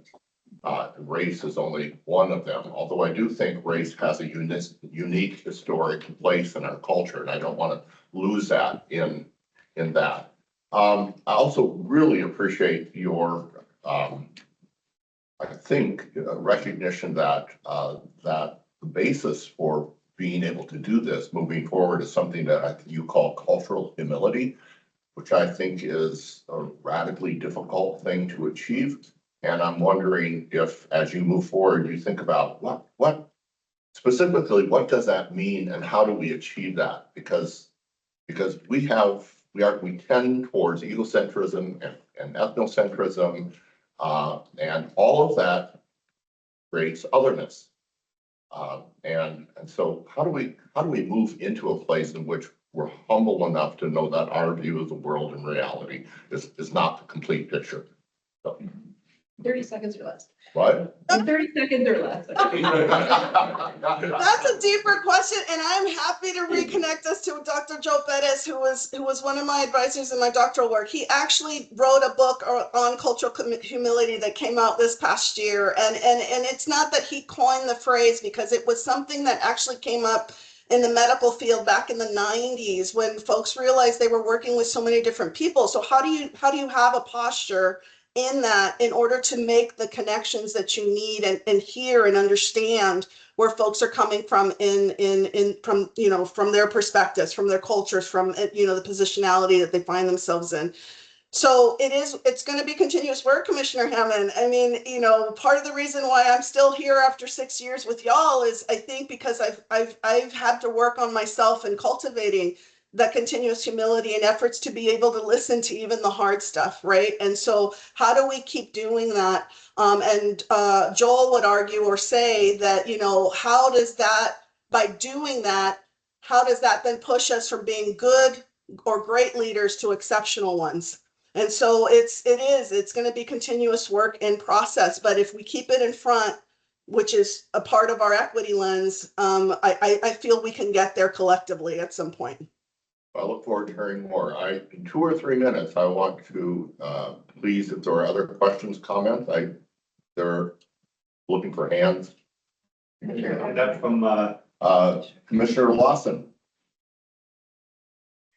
Mr. Chair, I don't necessarily have a question, but I do have a comment, if you may. First, I just want to let you know that you are so warm and you are so amazing. Every time I look at an action item that comes before us, I always go to the equity lens. So I just want to thank you so much for all of the work that you've done. 6 years working here. Congratulations. That must mean so much to you. So I just thank you so much for your work, and I really appreciate you and all of the work that your team is doing. Thank you. Thank you, Commissioner Lawson. Y'all are gonna make me cry. Go ahead, go ahead. Commissioner Devlin? Commissioner Devlin? Yeah, thank you, Mr. Chairman. Just a short comment.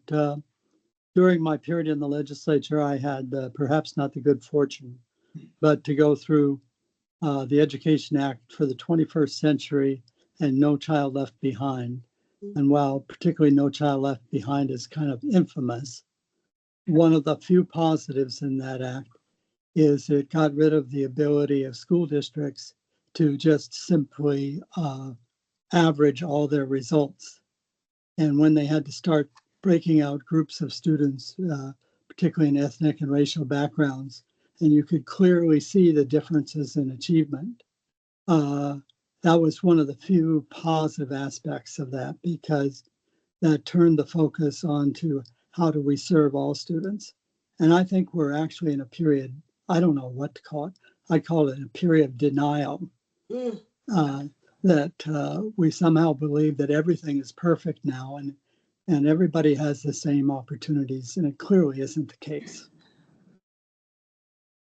Thank you. Thank you, Commissioner Devlin. And for calling in that historic piece, you know, I do want to say and provide kudos in the fact that the lens that was created back in 2011, if it hadn't been, I really believe that if it had not been created the way it was to address racial equity gaps in education, we wouldn't be as far along as we are today in the same vein. And it's another reason to update our stuff in our research, because, you know, I know for the enterprise and even school districts, there's a lot of them that incorporate a lens, an effort to address those gaps, exactly how you mentioned, Commissioner Devlin. And so this is a whole other reason why we want to move it and take it to that next level, because people, even it's not perfect, but people are doing the work and taking in those considerations now.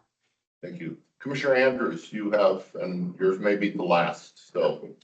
I just wanted to make that comment that I really appreciate your work, and I can tell you from the tribal perspective, at least, that all of that work that's done in that education cluster and the G2G cluster is held up as a model for everything else that we wish we encountered, you know, throughout our experiences. And that's just something that's really, we feel is really special in the state of Oregon because of the amazing work that you're doing.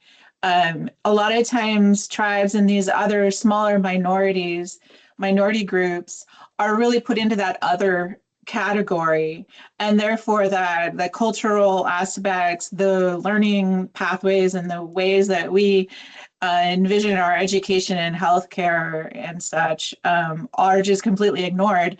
And you're not only doing this work to reach out, but you're gathering the information, which we believe enriches everybody, because you know, as we know, the more we share, the better off we are, I think. So I just want to thank you for all of that work, and your group.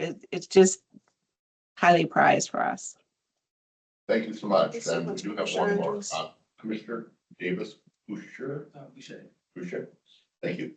Thank you, Chair. I just have one question. So I just want to say thank you for your work. It's very important. And I want to learn more about cultural humility. And what is the name of the book that you mentioned earlier? Oh, Can you send I'm it gonna have to me? find, I'm looking for the title. It's actually called Dear White People. And there's a subcontext, but it's called Dear White People, but it is for everybody. And it is all about cultural humility. And it's Dr. Joel Perez. Thank you much.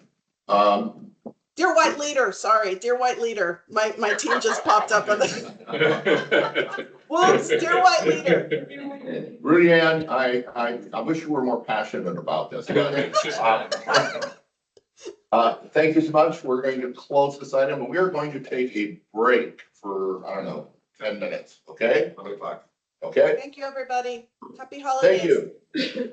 Okay, just a moment while I mute it.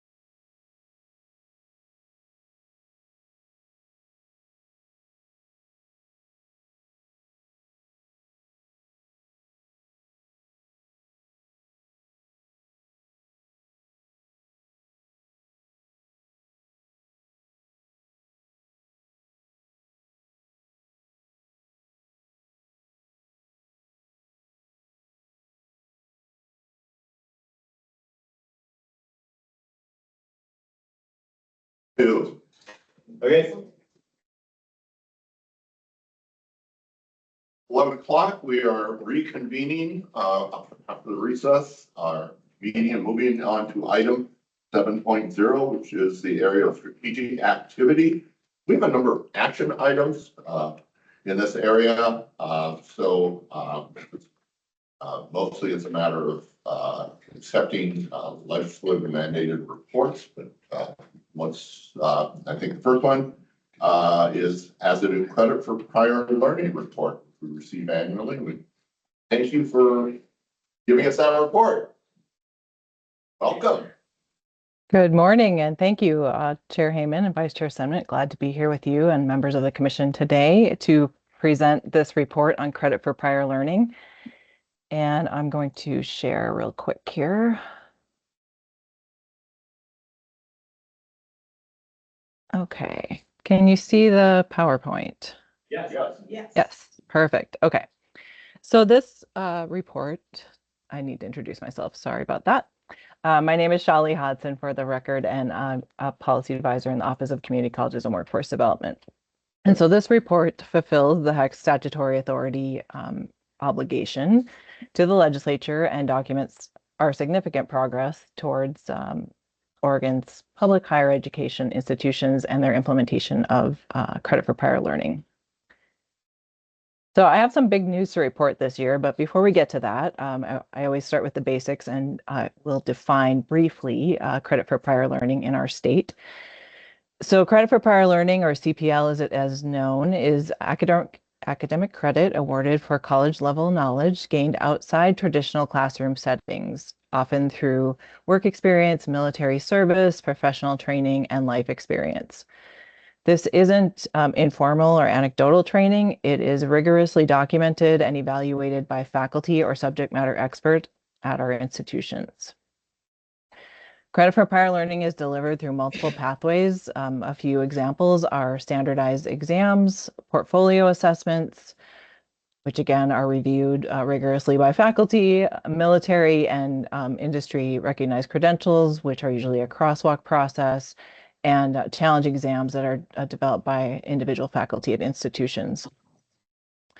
And in Oregon, as you may know, we have a pretty rigorous framework through the statewide credit for prior learning standards, which are developed by the Credit for Prior Learning Advisory Committee and vetted with institutions and other partners to really ensure that we have some common expectations for rigor, documentation, and that faculty review that is really critical.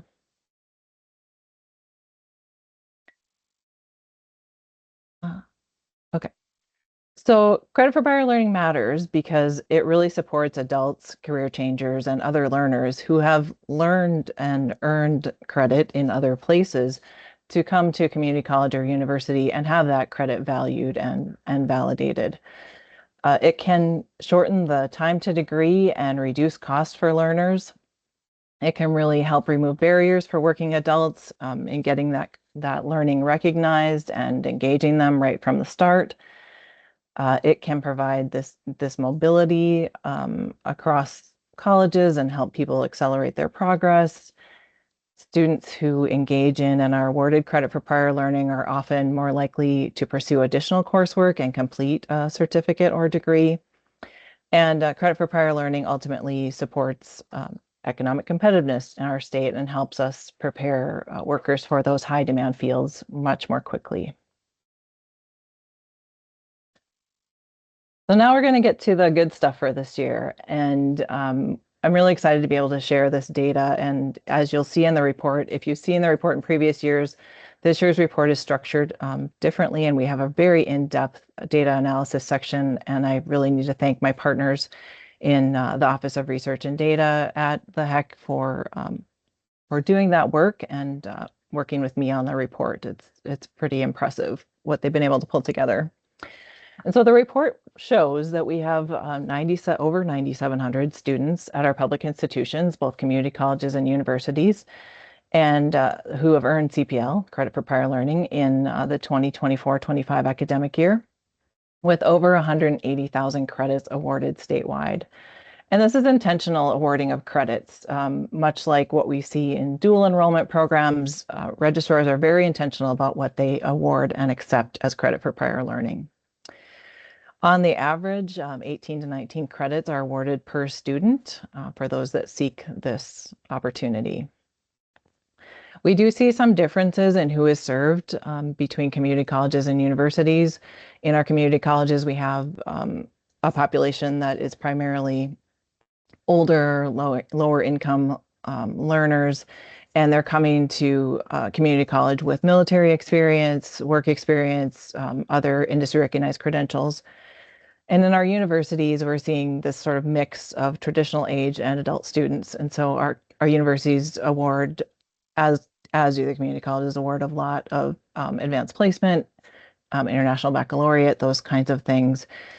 And we're seeing in our universities credit by exam and other credentials. And so while this reflects different pathways, neither one is better, and both exist in some way in both sectors. Okay, so now for the good stuff. I'm really, really excited about this. I have come to you for the last several years and said we have very limited and inconsistent data reporting from our community colleges, and we don't know what to do about it. And so this year we made a plan, and I collaborated with, again, the Research and Data Office to pull together a group of community college leaders. We had institutional researchers, deans, folks who were interested in credit for prior learning, registrars, et cetera, come together with the agency to talk about what wasn't working and what the barriers were and how we might make a path forward. And I think due to some really innovative work in the Office of Research and Data and just a willingness to listen and help move this forward, we now are in a situation where we went from 6 colleges reporting last year to 16 this year. And I won't promise you that the data we have this year is perfect because it's the first year under this new way of collecting and reporting data.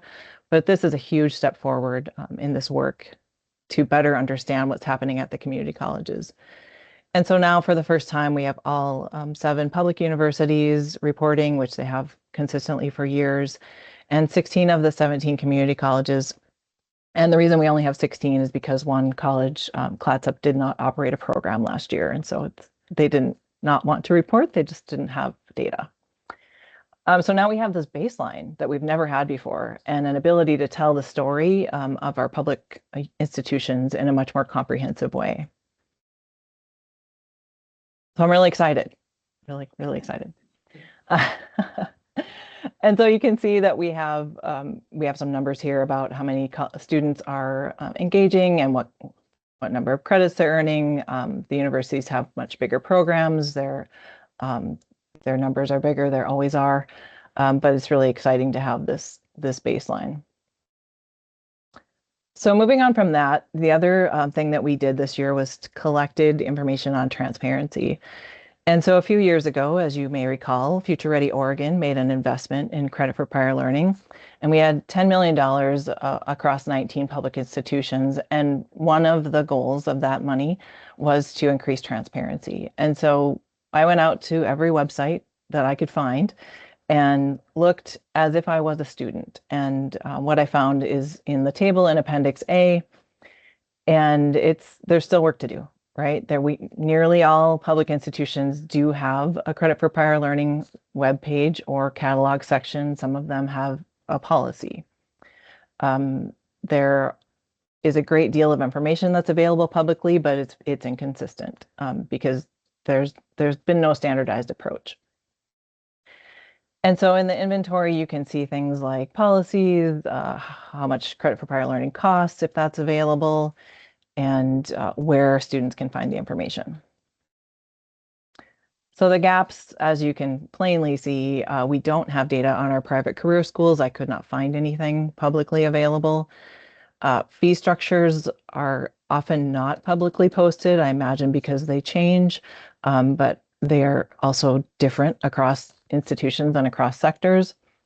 And we have work to do to work with the institutions to move this really key aspect of credit for prior learning forward, because it is I don't believe it's something students come to community college or university armed with knowledge about unless they've heard about it from someone else who received that credit. And so helping students find that information and understand where they fit in it is really important. Okay, moving on. I just want to share really quickly some recommendations. We always make recommendations in this report. And so the really obvious one is that we still have work to do on the data to strengthen that reporting, to ensure that it is accurate. We just said to colleges this year, please just report and let's get the data that we have. And so now we have the ability to go back and look at that, ensure its validity, and do all of that work that will happen with research and data. Again, not a surprise, this transparency piece, talking with institutions, thinking about how we might start to standardize where this information lives, how it's presented, how students are engaged with it, and how colleges are marketing this opportunity to students. In the report, you'll see some information about articulation. This is a required element that the legislature asked us to address every year. And so here again, we have some work to do. We had, when the standards were revised in last year in 2024, there was a lot of conversation about transfer of credit for prior learning and also a willingness to set that aside to get the standards revised because we would still be talking about it. And so we know we need to bring that back to the Credit for Prior Learning Advisory Committee and really start thinking about what does that mean if a student is awarded credit for prior learning at a community college and then they go to transfer to a university. How does that work? What does it look like? Where are the barriers? And how do we provide some recommendations for institutions? We have continued work to do on equity and outreach, really helping folks access this service and this opportunity. So continued work to do there that was really bolstered by the Future Ready Oregon funds, but needs some follow-up. And then there's always the ongoing issue of capacity for this work and seeking sustainable funding and really helping to standardize some of those fees and reduce those fees where possible so that access is not a barrier. And these recommendations are largely what you will see the Credit for Prior Learning Advisory Committee work on, so I won't belabor that list. But this is the report this year. I think, as you can see, I'm excited, but we still have work to do, and I'm really glad to be able to present this information to you today. Haley, thank you so much for your presentation. I continue to believe that credit for prior learning, including competency-based learning, are really underutilized opportunities and resources for educational skill progress. So I'm glad to see that we've made some progress in this report and grateful for that. Does anyone have any questions or comments? We've got to move forward. Go. Just quick question. Thank you, Chair. So I'm stuck on this idea of fees. And so can you give me a sense of what the range of fees are for acquiring credit for prior learning? Thank you, Commissioner. And unfortunately, I cannot because many institutions do not publicly provide that information. And so I have some information in the appendix, anywhere from $25 up to $300, depending on the type of credit for prior learning. Some credit for prior learning in places is free and there's no charge. It's really all over the place. And so this is something I really hope to dig into in the next year. I needed to compile the baseline and now we can go have conversations and learn more. Thank you. Thank you so much. Any more? Yes, Commissioner Denbrough. Yeah, thank you. Shelley, thank you very much for making my day a little brighter with this presentation. I've been interested in this. I think I probably sponsored the first legislation a dozen years ago around this, and then the Future Ready Oregon appropriation. I see credit for prior learning, if done right, as really being central to our efforts to bring adult learners into higher education. I think, we've seen varying degrees of success around the country. Some have been, really made it a key part of getting people who have stopped out from college to come back in.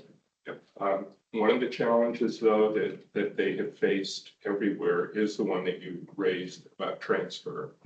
And I think that this really needs to be something that the Transfer Council takes on seriously in making sure that, if someone has, has earned the equivalent of writing 121, then they should have credit for writing 121, which is then transferable elsewhere. So how to make, but of course, everybody has to feel comfortable with the, the rigor of the assessments, et cetera. So it's important, but I really applaud this work. And, the one other area that I could see extending it to, I know you're very familiar with the area of prison education. We had Absolutely. a presentation last month on that, and I see credit for prior learning as, potentially being an important component there as people are preparing for reentry. Thanks so much, Commissioner Denver. We're going to move on. This is a action item, so I need a motion, a second, and a vote to approve this report. Move to approve. Second. Thank you. Any more discussion? All in favor? Aye. Thank you. Charlie, thank you again so much. And, Thank you. Move on to Amy Cox on key performance metrics report.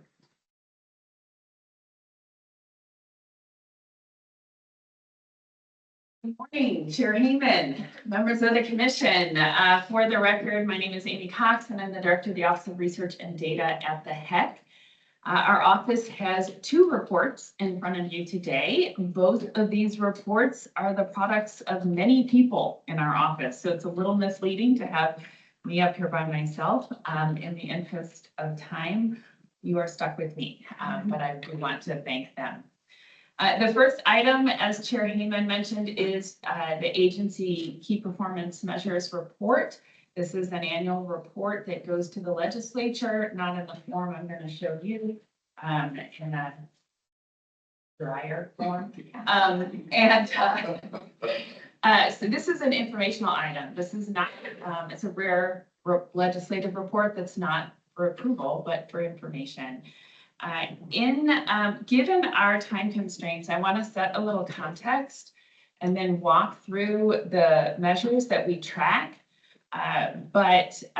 Really open up the possibility that if you have follow-up questions I'm absolutely happy to have a conversation with anyone or answer them on email, because there is a lot more in here than we will be able to tackle. I'm going to share screen. Right.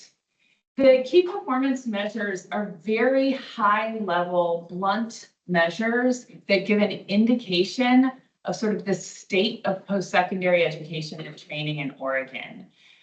There are many reports that we produce in our office and in the agency that provide a lot of nuance and discussion. These are really the big picture. That's what these are. And they track a number of different measures that contribute to educational attainment in the state. So we have a couple measures around high school students heading potentially into college and university. We have a measure on the affordability that college and university students are facing. A few different measures about the rate of completion. And I'm not saying graduation because that differs in different contexts. And then an indicator of upward mobility, what students are making, or graduates, I should say, are making 5 years after graduation. We also include a measure of agency customer service and of the work that you all do together, that is the survey you responded to recently. This is the first measure focusing on high school students. It is an estimate of the number of college credits that high school students have earned by the time of graduation in partnerships with colleges and universities. It does not include AP and IB. That's because those are technically credits for prior learning. Those are awarded by the college if students pass a certain test at a certain level. These are credits already earned that students take with them after they leave high school. There was a significant drop during the pandemic. As you can see, that has leveled off. Students earning on average an estimate of about 8.5 credits. This does include students, and there are many who earn no credit.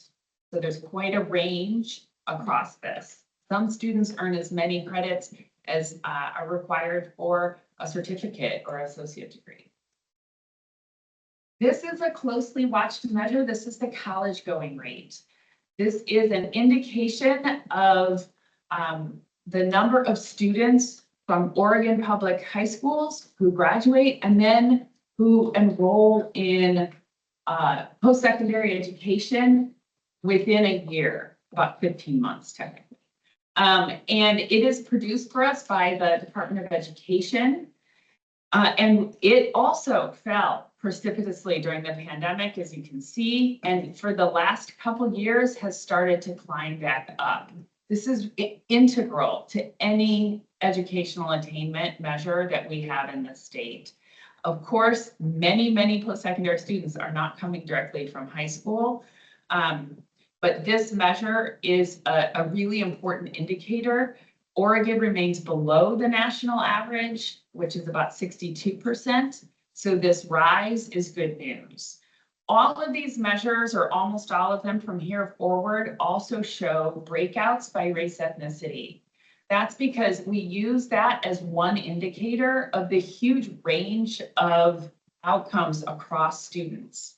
When we're doing a word report, a text report, we include many other measures of equity: rural, urban, gender, income background. In this sort of sparse report, we use race ethnicity as a leading indicator of equity gaps. This is an affordability rate, and it measures, it looks like it's doing badly because it's going down, but it's actually doing well. We want this measure to be 0. This is an indicator of the number, or the percentage rather, of community college and public university students whose resources do not meet the cost of attendance. We have this measure for anyone who files a FAFSA or ORSA, a federal financial aid application or an Oregon financial aid application.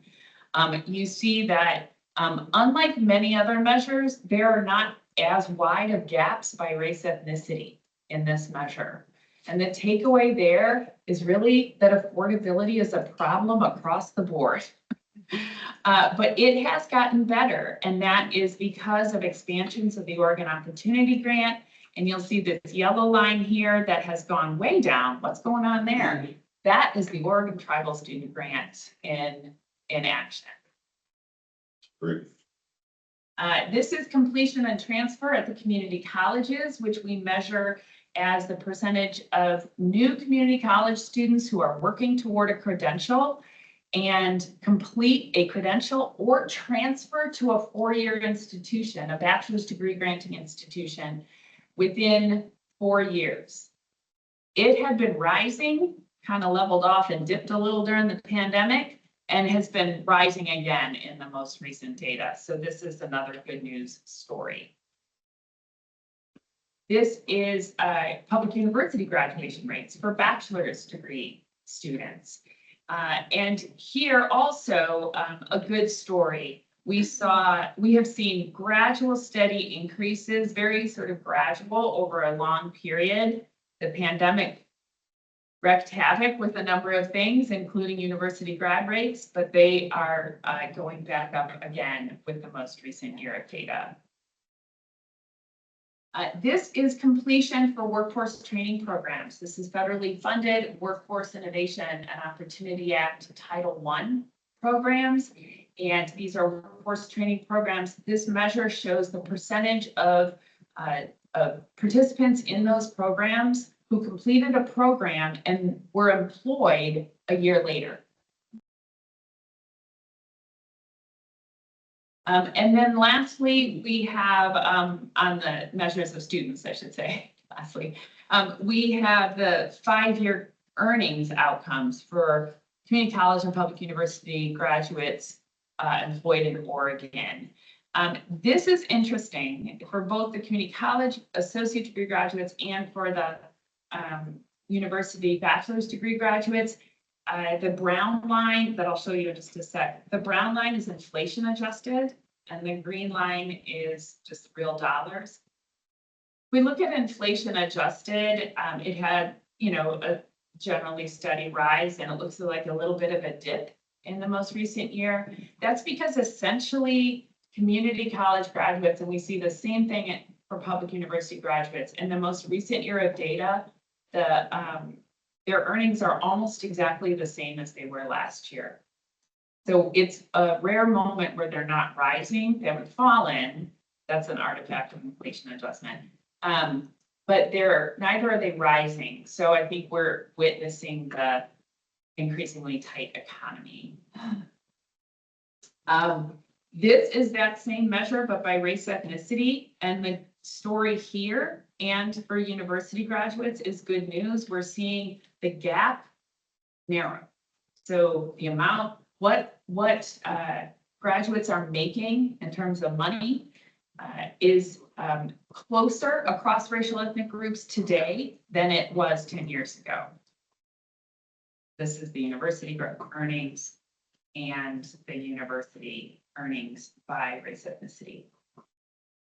And this is, of course, 40-40-20, which you're familiar with looking at. It has remained relatively stable the last several years, where the goal is for 40% of young adults to have earned a bachelor's degree or more. We're at about 38%. 40% to have earned an associate degree or a certificate. We have held steady at around 18%. Unfortunately, we have not also steady as the blue bar, which is not part of the goal. That's, the brown bar, that is not part of the goal, which is also steady at around 18% of some college, but not a credential. And then 20% of students completing high school. This gives an indication of the wide range in educational attainment across the state by race ethnicity. These are census data. We don't have them just for young adults, so it includes all adults of all ages. So it probably exaggerates the gap a little bit compared to the young adults. Nonetheless, it does not completely overstate it. And then I'm just going to acknowledge that this is here. This is agency customer service. It is a required measure for all state agencies. Results similar to or better than prior years as staff engage with our external partners and the public. And these are the results of the survey that you all filled out, which is probably a discussion topic in and of itself that I won't go into, but I do want to call your attention to it being here. And with that, we'll stop.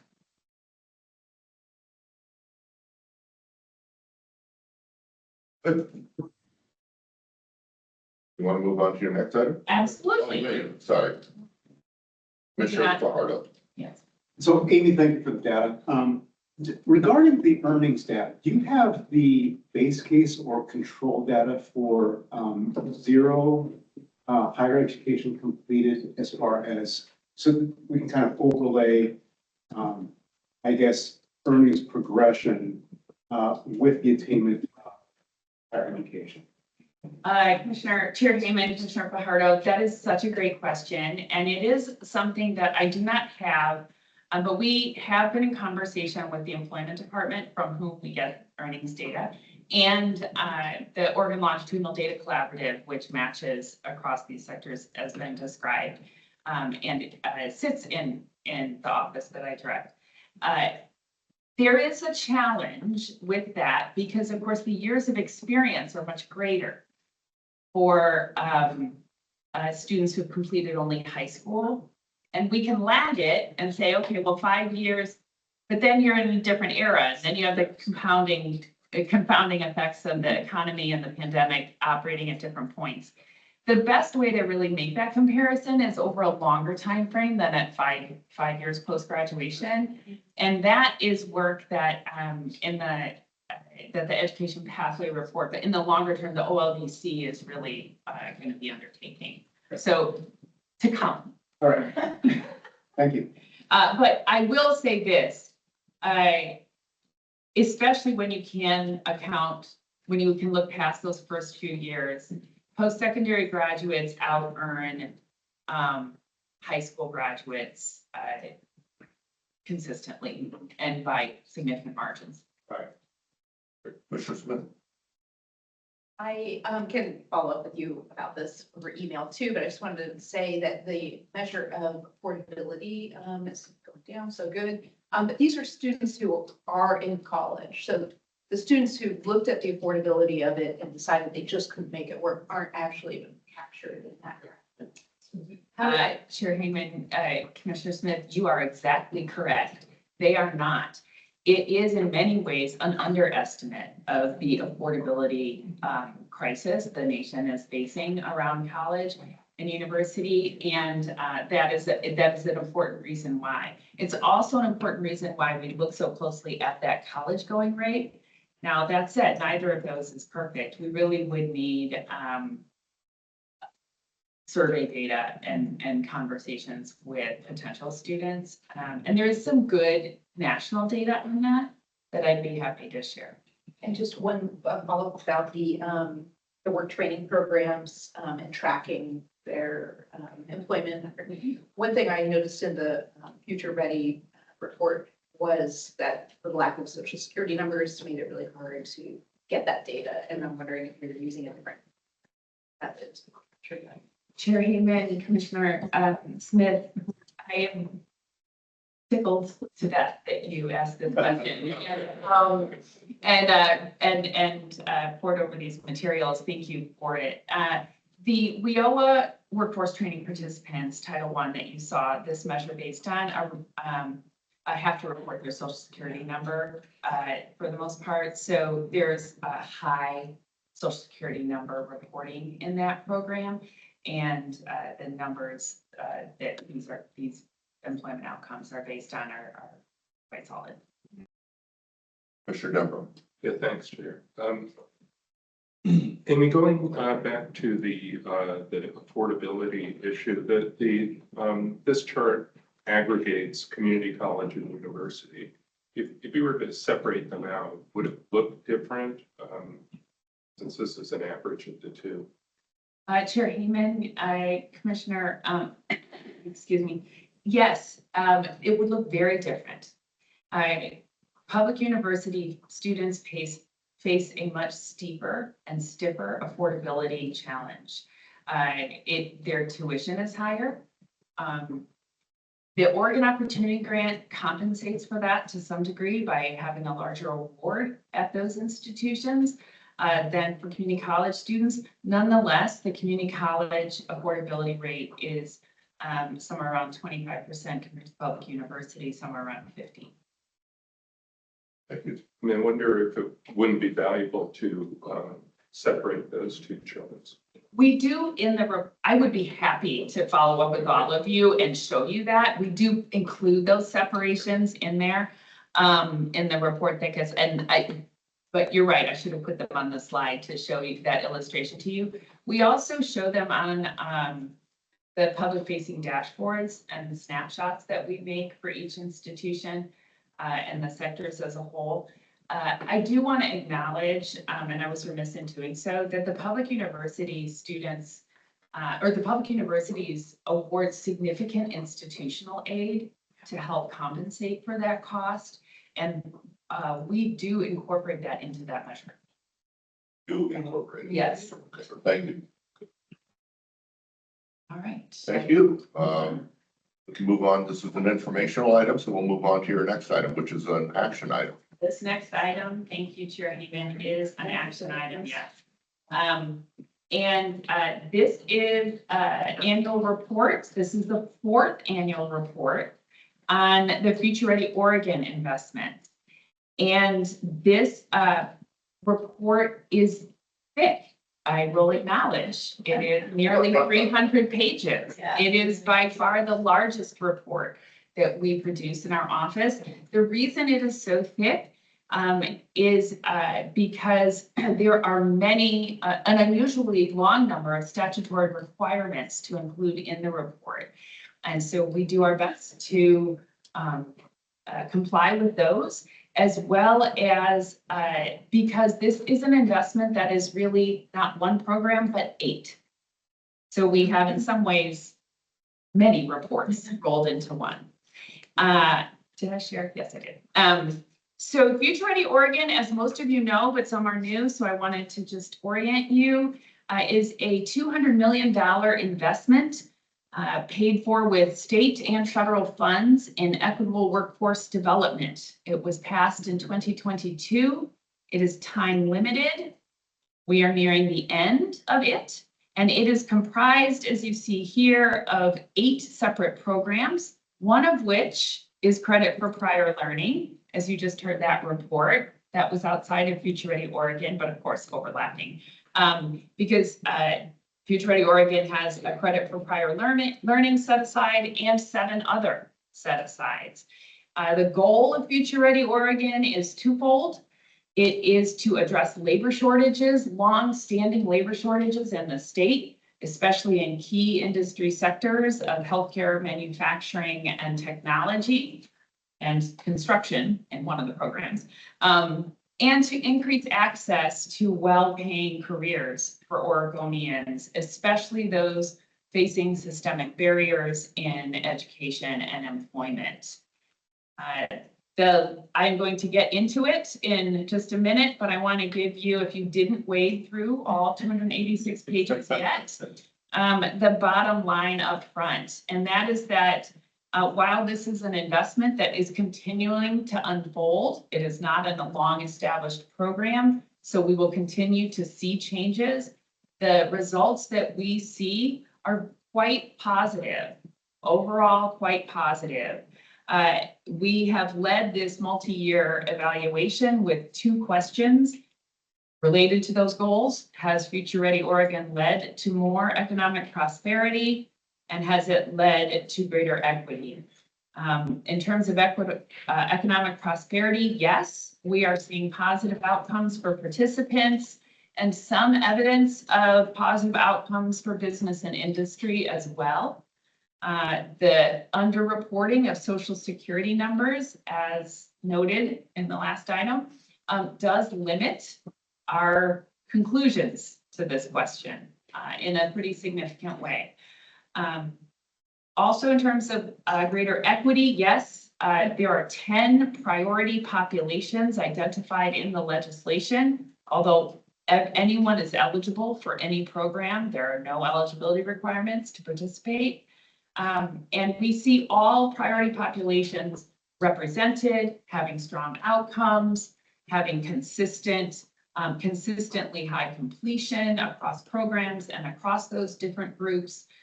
And all of those reasons really do help us say yes to this question, although we do see work to be done to reach more Oregonians ages 40 and up. This year, we added a 3rd question. Has Future Ready Oregon been effective? Sort of the fundamental question of any evaluation. And we are seeing yes, the innovations that programs have made have been effective in reaching participants, in making training programs that support the needs of businesses, in reaching Oregonians outside of the workforce system, who we did not find in the WIOA database, for example.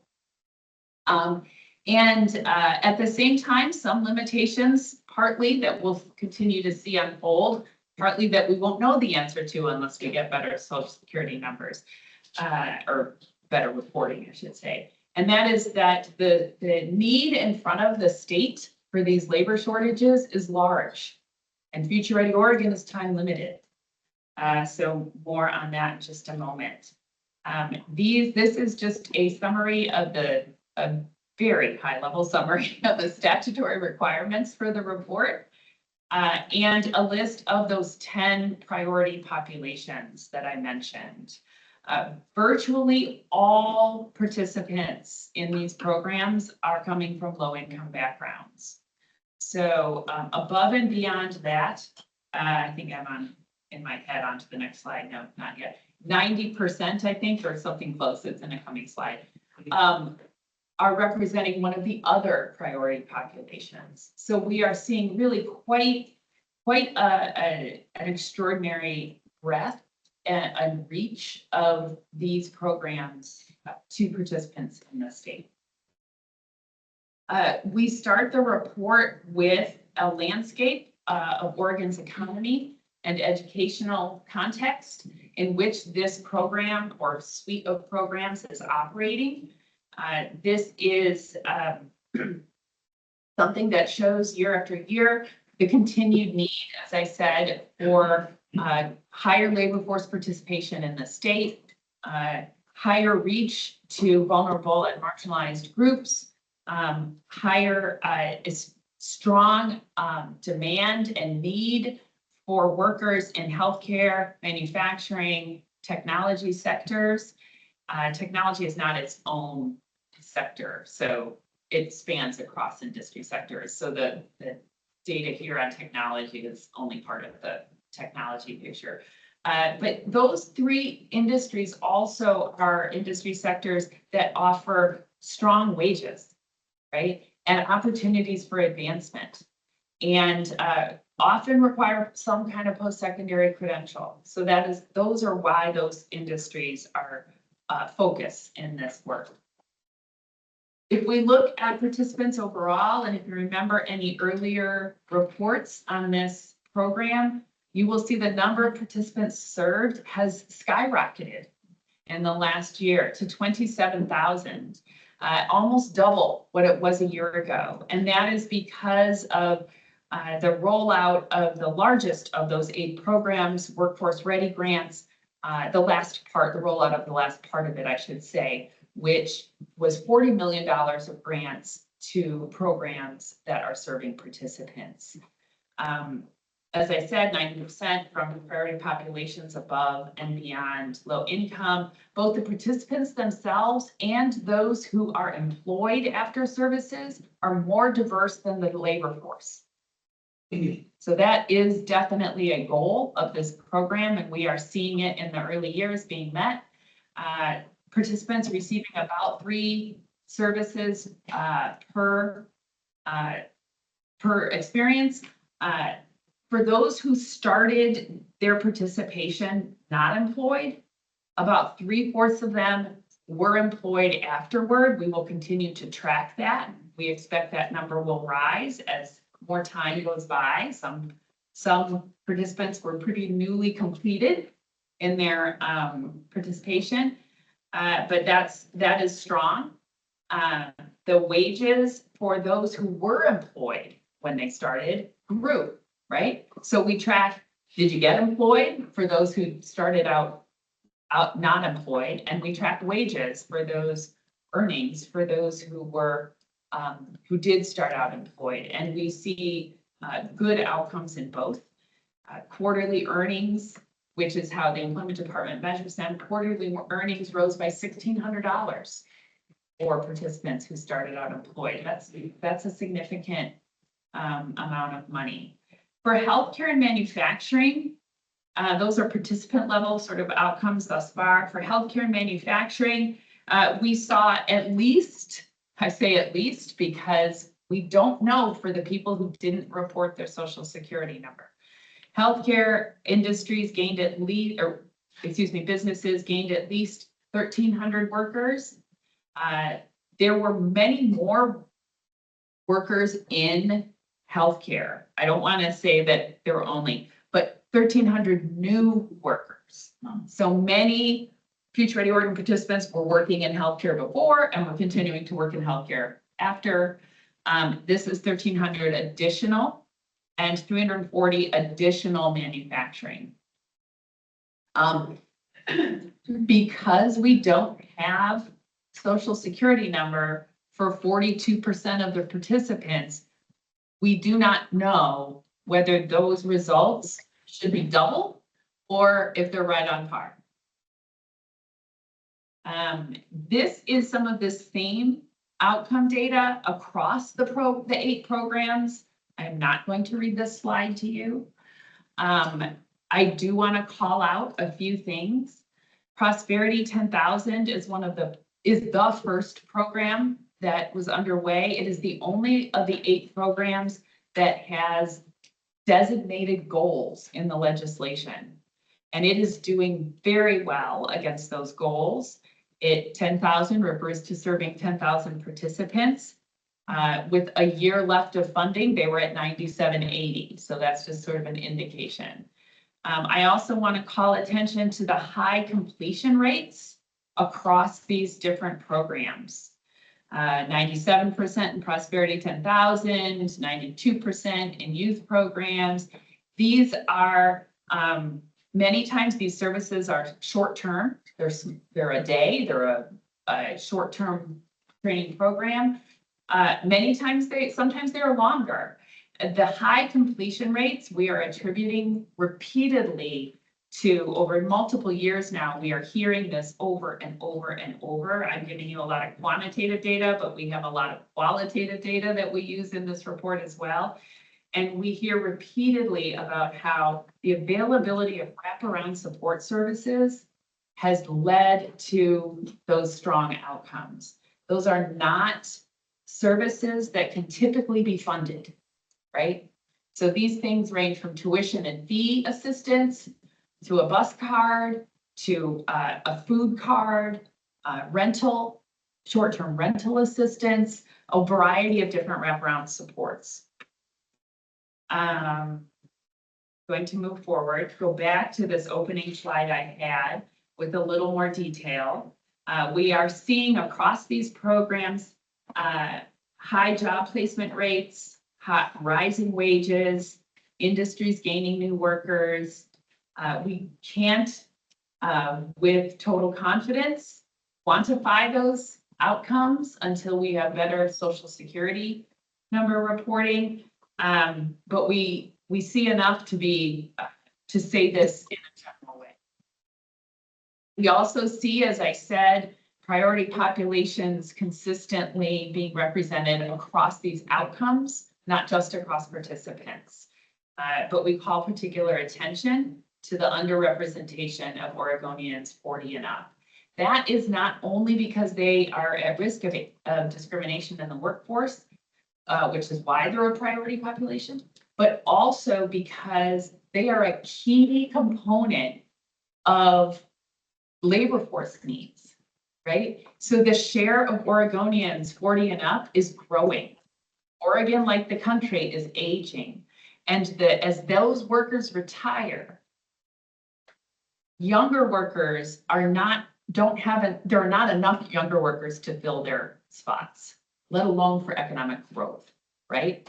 So we need, just like with the adult attainment goal, we need to be reaching Oregonians who are not coming right out of high school, who are not in their 20s. We need to reach them, but we also need to reach adults. And has it been effective? Yes, particularly around wraparound supports and training, those kinds of innovations, the partnerships that programs have built with businesses, with community-based organizations have made those trainings more effective. We are also, as I said, seeing participants whom we did not see engaged in other workforce training programs. So that's another indication of success. However, as I said, there's some impact, there's some limitation by how much impact here. I'm going to wrap up by just giving you the 4 recommendations that the report concludes with that are based on these findings. One is to continue to use community-centered and person-centered approaches. Workforce development, we are seeing repeatedly in Future Ready Oregon, is best tailored. including by partnering with local organizations and maximizing the use of wraparound support services. What local means ranges widely, local culturally, local regionally. We need to reach more Oregonians 40 and older. We need to, if I haven't pointed this out yet, increase our reporting of Social Security numbers. I want to acknowledge how difficult that can be, right? These are people who are often coming from underrepresented and underserved communities who are engaging with a government program and are being asked to provide their Social Security number, right? That is not an easy thing to do. It is not required. And the reason we're saying it is not because we aren't aware of that. Quite the contrary, our office works on a weekly basis with grantees around how to collect these data using trauma-informed materials. The reason we say it is because we want to be able to really tell the impact of this investment, and we can't do it without it. And then lastly, and perhaps most importantly, the need continues to be here in front of the state for both of the twin goals of this program, but the funding for programs ends in June. That is in 6 months. And so we recommend to the state that this kind of investment be extended.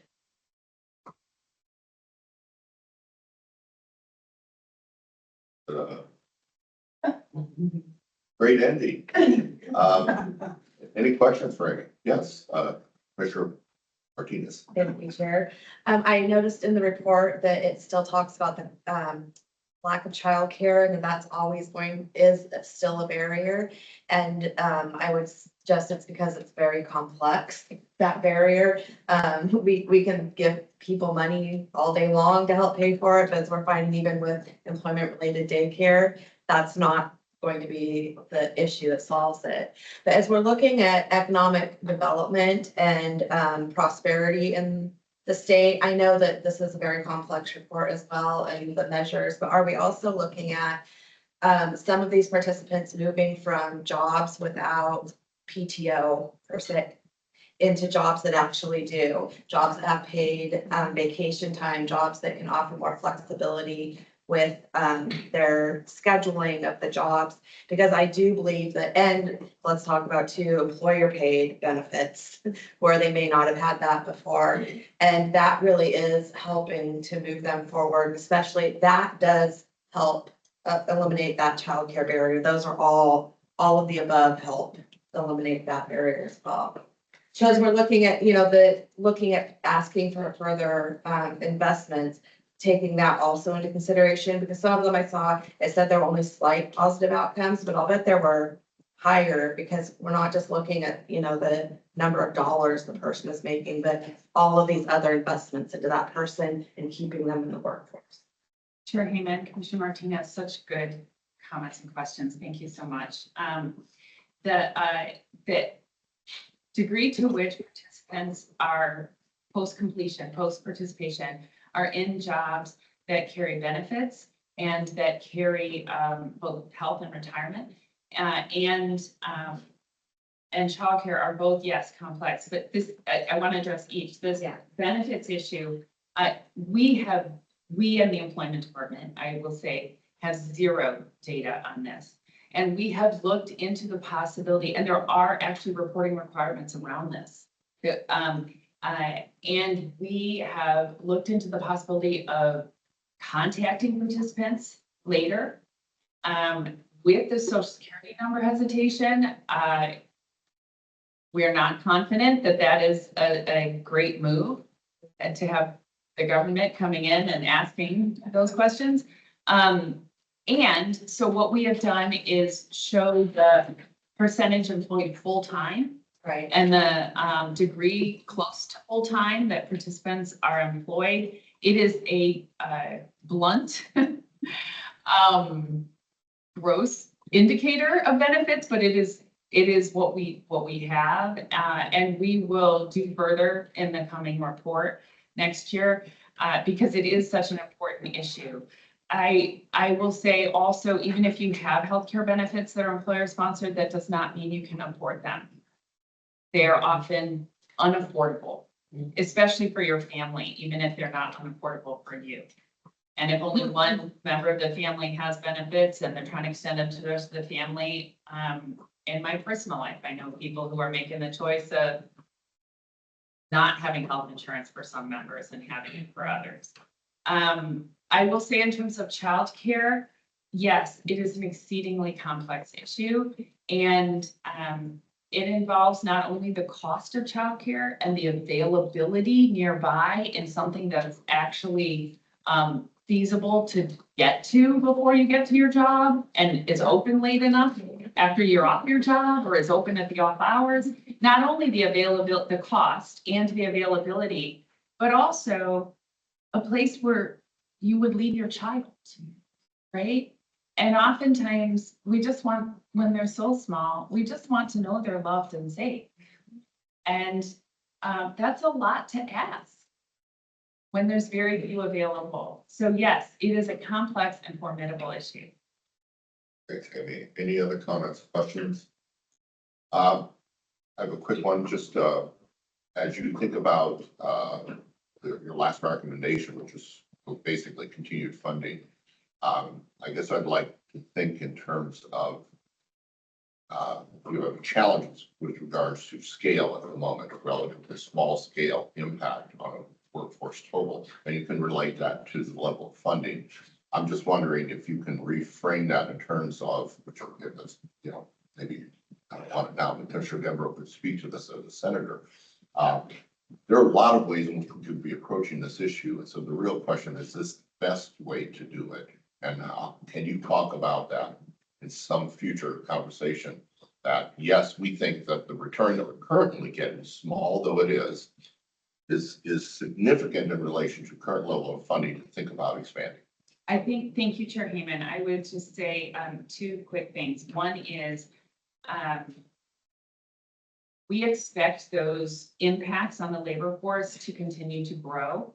As I mentioned, the Workforce Ready grants, almost a quarter of the entire Future Ready Oregon investment is just recently underway.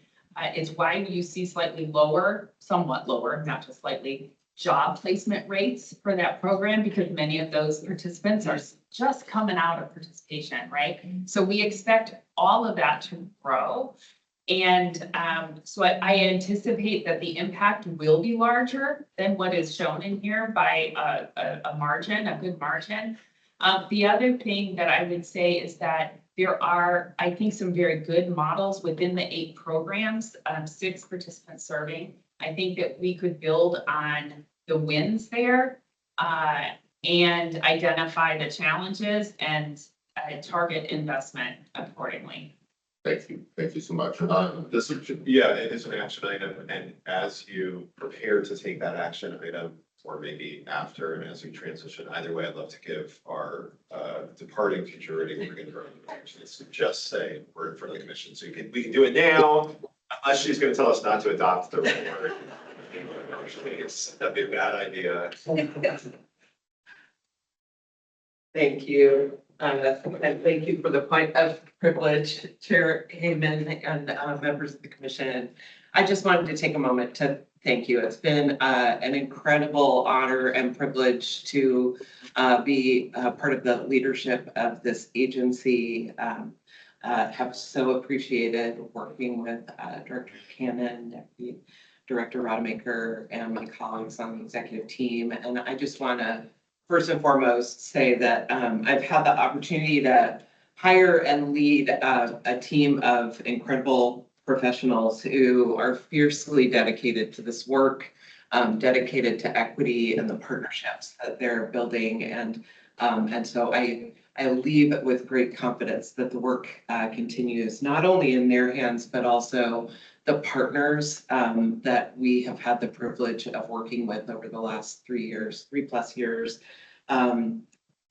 we really have expanded the partners that comprise the workforce education and training ecosystem through this investment. And without their work and their partnership, the information that Amy just reported would not be possible. And then point of privilege, I'm going to leave you with a reframe about Future Ready Oregon.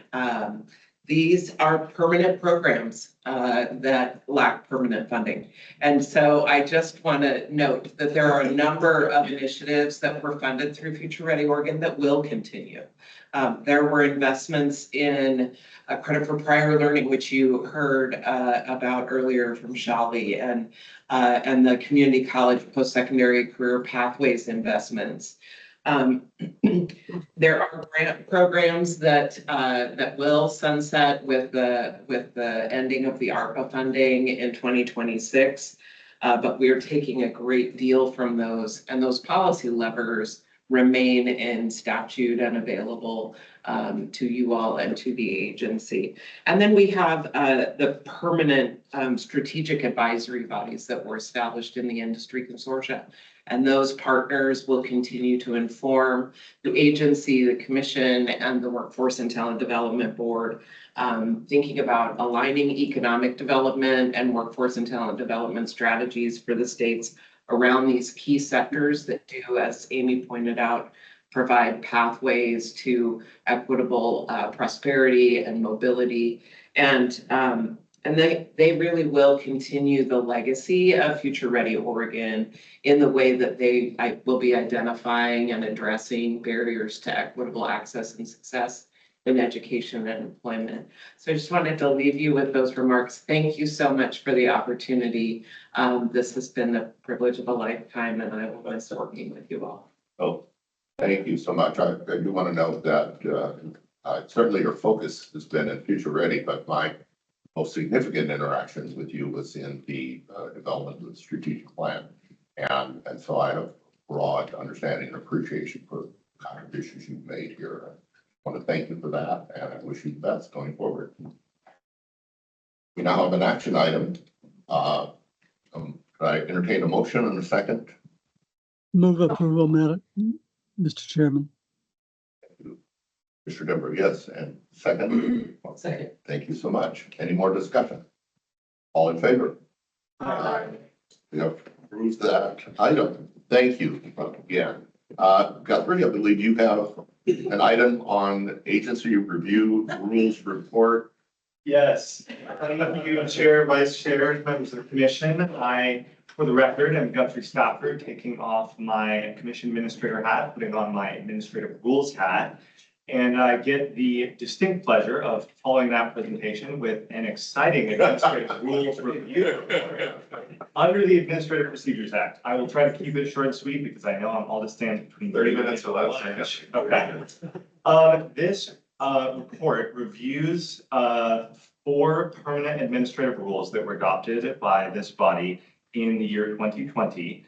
3 of them had to do with providing increased regulatory flexibility in response to the pandemic around private career school and regulated degree granting institution authorization to offer services to Oregon residents and temporary closure. The 4th was a rule covering the Oregon Youth Core Support Voucher Program, which moves certain aspects of that program into administrative rules, updated them, and provided administrative guidance for that program. The full details are in the report. Subject matter experts within our offices reviewed each of these rules and in aggregate found that each of them had achieved their intended effect, did not over or underestimate their fiscal impact, did not require amendment or repeal due to a subsequent change in the law, that there is a continued need for the rule, and that they did not have an impact on small business. Unless there are any questions, I would ask, this is an action item, to approve it, to send it to the Secretary of State. Any questions for Guthrie? I would entertain a motion to approve. Move to approve. Second. You, all in favor? Aye. Thank you so much, Guthrie. You did it in less than 30 minutes. We are now going to break for lunch. I'm going to ask that we return at the regular time anyway, even though we were. So we'll run quickly, 1 o'clock. Okay? Very good. Recess for lunch.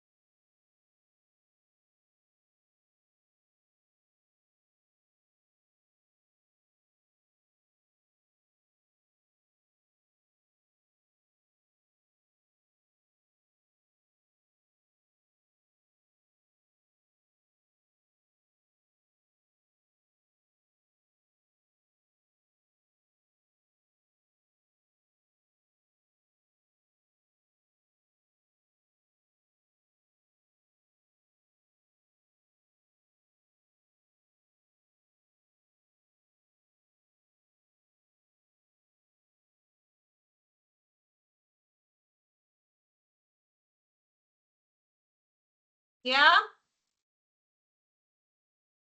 Yeah?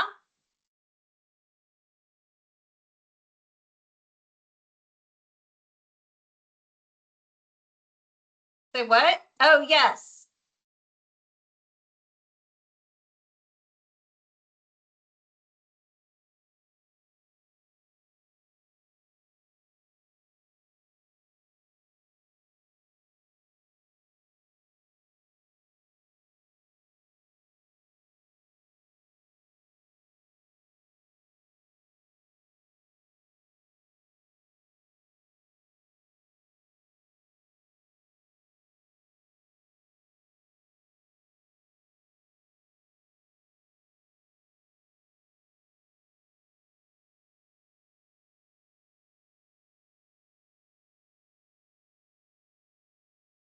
We are now off mute and ready to resume.